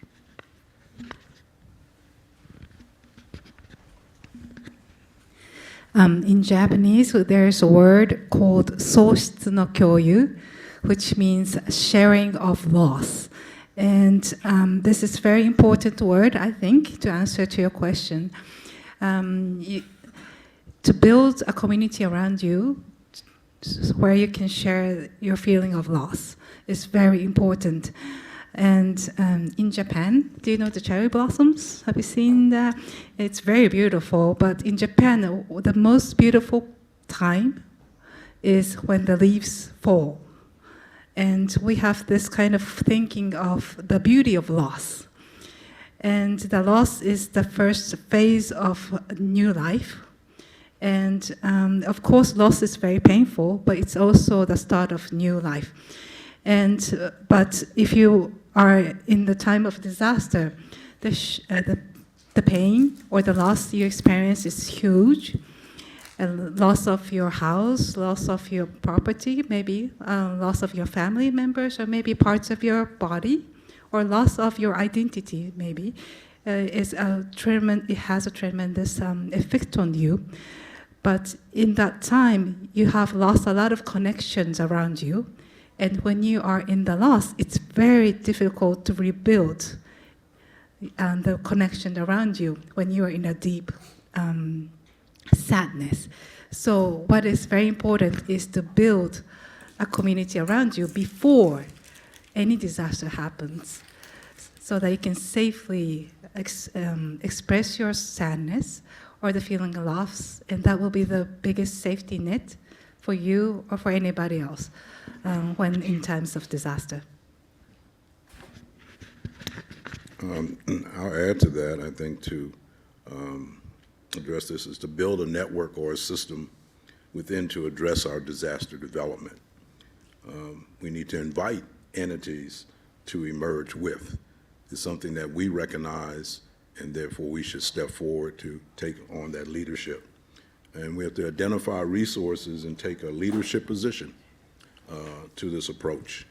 And basically that means open the door and invite someone or some entity into that disaster space.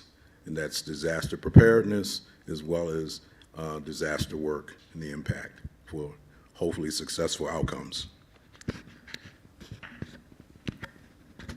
So we're nearing the end of this wonderful day of sharing, but we're going to open it up to the audience for a couple of questions before we close out.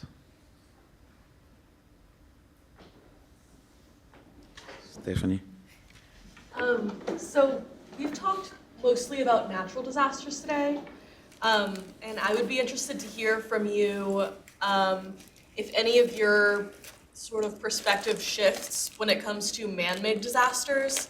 I don't know what the landscape looks like in Japan, but in New Orleans we have a lot of them. We've got, like, we're in Cancer Alley, we've had several oil spills, infrastructure collapses. So I would, and those I think tend to create a bigger disrupt in communities. Communities start to distrust the people that are producing the infrastructure. So I'd be interested to hear your perspectives on responses to that. Yes, I can quickly jump in. There's a terminology called corrosive community that occurs after a technological disaster or man-made disaster, and communities really rupture. That's why actually more resources are needed in times of technological disasters.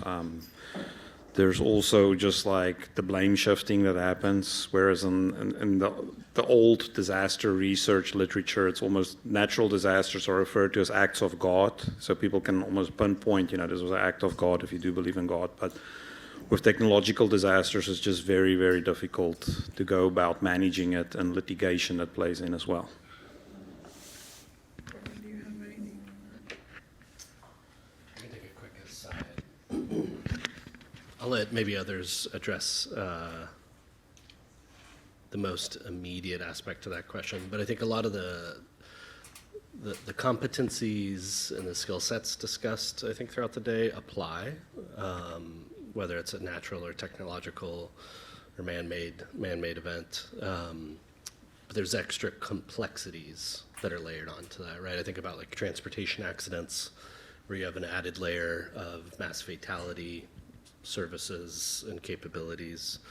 I think about National Transportation Security Board has an investigative role, right? There was legislation just a couple of years ago that was introduced, but I don't believe passed, around trying to have a similar investigatory board for natural disasters. And the last thing I'll just add to that is folks haven't, pull out your phones or your laptops and search no natural disasters, which is an effort and a coalition of some key folks around the world that are trying to remove that from our lexicon.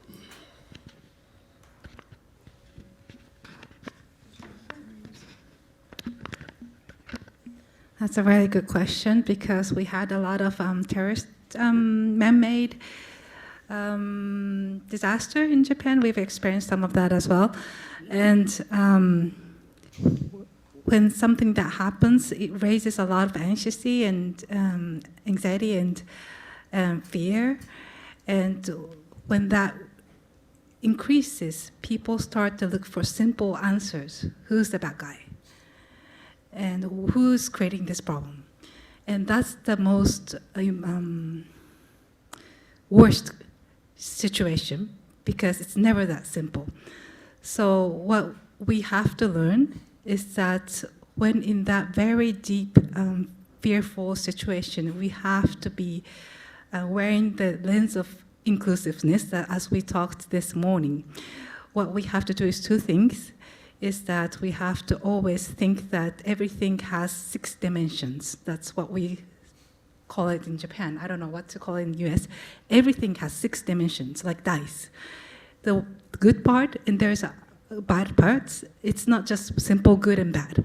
So everybody has to have the imagination of the both sides.